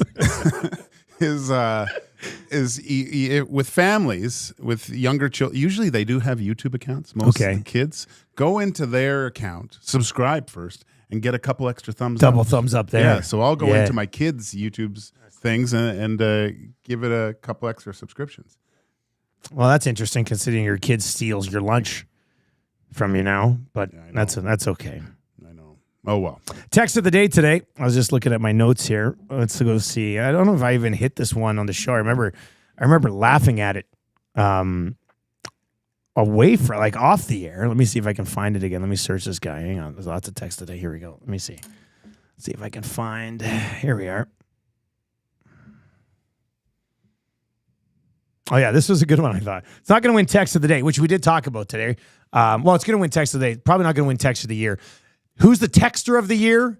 And what was the text of the year? Those are two categories at the Estes. If you haven't got your Estes tickets yet, Matt at EdmontonSportsTalk.com. That's Matt at EdmontonSportsTalk.com. Get your tickets to the Estes. Should be a really fun night. The first one's special. Yeah. Second one, we'll just do it again, and it'll be great as well. But the first one's special. You want to be the first one. Salty Turtle is going to win text of the day today. Trev, you got that? Salty Turtle? Remember, we're saving the text now, too. Can't wait for Dusty to become a... Oh, no, that's the wrong one. Here's the first one. He had two today. If I was named owner of the Elks, the first thing I would do is turn Commonwealth into the world's largest Halloween alley for all of October. You got to recoup all the money spent on a terrible on-field product. Turning it into a Halloween alley. Great reference on the Halloween alley. Like, where was I driving yesterday? I can't even remember. These things pop up all over the place. The margins, they must make so much money off those costumes. Because, like, oh, gosh, yeah. But I was driving somewhere where I didn't even think there was open space. And it was like Halloween Alley. I was like, where? Yeah. Where's that? Like, usually you know where they pop up. But Salty Turtle, text of the day, buddy. A&W. You're going to get that A&W gift card. They got the Mama Burger combo and a kids pack on for just $12.49 right now. It's Mama Burger fries, regular way A&W root beer, kids buddy burger, little side of apple slices, made good granola bar.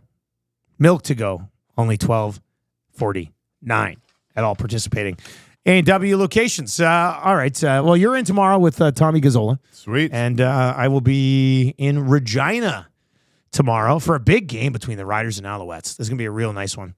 And then off to BC for the return of the remarkable Rourke. Man, that's going to be good. Very excited about that, too. That'll be good. The Hangout is coming up live from Commonwealth, assuming Hernan didn't screw us over and managed to get us set up in time. Maddie Iwanek down there, Tommy Gazzola as well. I'm sliding down. We're going to have coverage from 9 until 1 today from at least 1. Who knows? And if wild and crazy things happen, we might even go longer. But from 9 to 1 today, we will have coverage of the Elks ownership announcement, including the announcement itself. You going to wear that to Italian Center Shop today? It's going to be tough. I've got option. There's another option today, though, Dusty. I don't know what I'm going to do. Oh, yeah, I know you got that. Yeah. So, have fun with that. All right, for YouTube, Trev, Joaquin Gage, I'm Dustin Nielsen. We're going to be sending it down to Commonwealth right away. If you're listening on TuneIn, iHeart, or EdmontonSportsTalk.com, small dose of Whale and the Wolf, and then the Hangout begins from Commonwealth. If you're watching on YouTube, turn on autoplay, And that'll take you right on over to the hangout as soon as the boys fire it up down there. Looking forward to getting down. Trev, hit it. 200 and 100, same time. You can do it. Changing 100? That's the best. I love changing 300. Yeah. I can't wait till we get back to like after a real crazy Oilers game and there's like 1,000 people. Like we got like 1,000 likes and Trev's got to hit them like I can't believe he's not on, what's that website you can make? Cameo. Cameo. I don't even care what the price would be. I would pay that man to give us a changing from 100 up to 2,000. You know how you send them the thing? Yeah. Can you just keep changing 102? Changing 103. Yeah. The whole thing. Yeah. Of the entire list. Yeah. Changing 111. All right. That's going to do it for the Nielson Show today, presented to you by South Fort Chevrolet. We'll talk to you from Commonwealth in a little bit. Have a great day and take it easy.